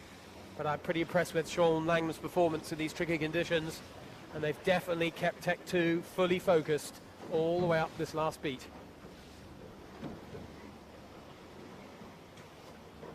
That might finally be the ley line. There's the spectator boat just off the bow And there's Sean Langman's boat just in the background of that shot you're seeing. There is the difference between them. So the last bend of the day, hard left, breeze 6 or 7 knots. Yeah, it's light, isn't it? Goodness gracious. We're going to get all 3 leading boats in one shot. Nice work by the camera crew. And that shows they are closer than they were before. Tech 2 did have a lead of a minute and a half, maybe even more at one point. It has closed over up. 2 minutes, Mark. It was Over 2 minutes of yeah. Bennett Robertson. Looked every penny of that, didn't it, when they went down, when they were the full, they were the horizon job, and that's where they were.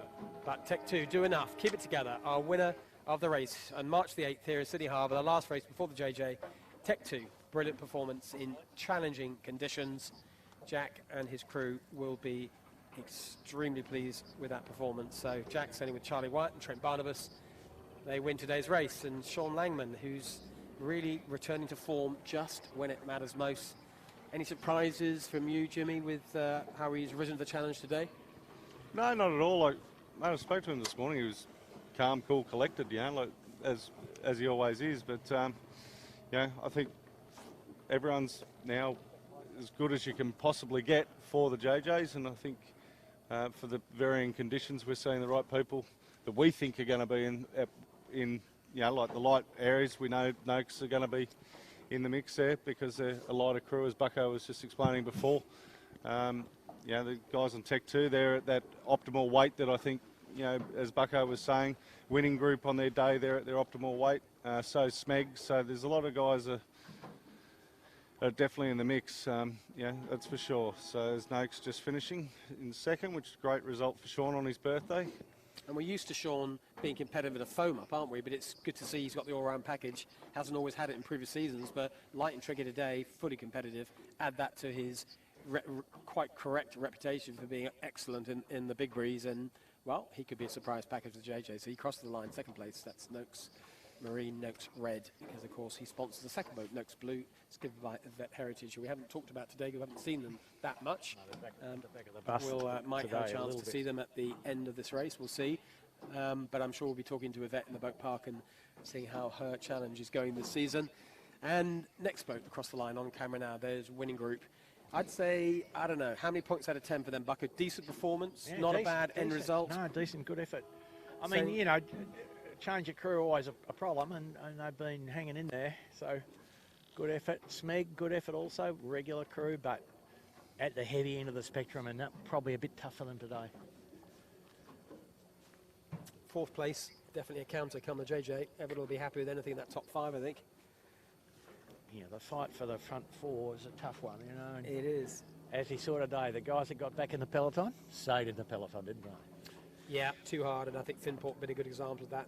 Didn't come off the start line in the kind of shape they'd want to, and it's been a bit of a battle all day long. They've done a decent job of never dropping off the back of this next group, but Smeg crossed the line in 4th position.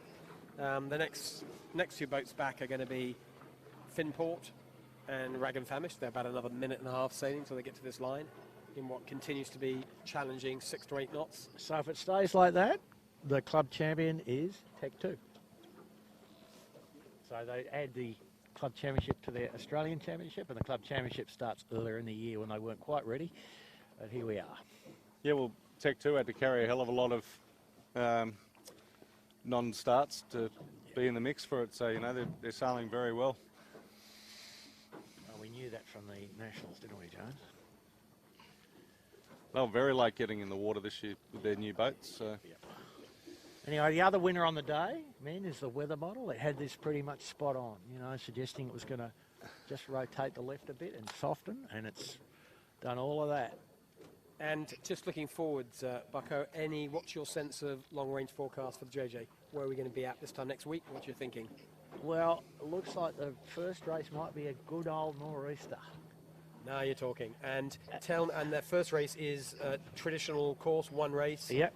The first 2 days are both traditional proper courses. tryout for the cruise. That's right, exactly. So it appears as if it might be sensible, good nor'easter the first day, and then a bit like today for the second day, perhaps. And a bit more, maybe. The model obviously a long way out at this point, but nor'easter the first day and southeast the second day. Yeah, I think we've we're just going to remind everyone that the JJ points races start on Saturday, but the actual invitation race, the practice race, if you like, starts on Friday. And we will Mark, in Australia, called the invitation race. Invitation race, mate. We'll be covering that race in full. So you will get interviews from the boat park, and you'll get live action from the camera cat, from the drone, and all our cameras on the Friday. And the race starts on Friday the same as every other day. That's 2:45. So we look forward to you joining us if you can live, and if you can't, then you'll have plenty of chance to watch the various recorded versions. And just coming across the line now. A good bit here, the fin put burgling well up the last part of the beat. That's a full little steal, isn't it? They went hard into the island, didn't they? Yeah. The right shift won in the end? I think so. Or is it going to win? Look, we're on the line. Nice position by Jimmy. We are right on the line. That's you try and call this at home. Who's going to win it? Fin put's on starboard. It's the shift. It's the shift. Throw the bow in. No, the rag just got it. Nice positioning for the camera here. There you go. Jimmy, we don't have to pick the mark up, mate. Not picking the mark up. I'm just checking to make sure Dougie filled it up properly. That's the camera cat. We are parked just off the other end of the line, just touching the buoy, getting up close and personal with it. So at the end, it was Rag and Famish, and then it was Finport, and then there's a big old gap. But the next boats, were we to stay here and watch them, which we're not, because I think we've all watched enough racing for today. We have a lot coming our way. It is then Royal Oak with Dave O'Connor, and then we've got the Bird and Bear, and we have Shaw and Partners. But for today, thank you for staying with us and watching this race. Hope you've enjoyed it. Hope you've seen something interesting. We've all learned a bit about the JJ, haven't we, Jimmy? We've got a lot of races coming our way, so we'll probably wrap up today's transmission. Thank you to AeroMedia crew, John O'Widdy for flying the drone, the two Chittendens for making sure that we're watching the right picture at the right time. And thank you very much, Bucko, for telling us what exactly has been going on behind the scenes. But from the Camera Cat, my name's Mark Healy. Great fun being with you today. Make sure you join us next week on Friday for the practice race, Saturday onwards for 9 races of very interesting sounding JJ Giltnam 2020 races.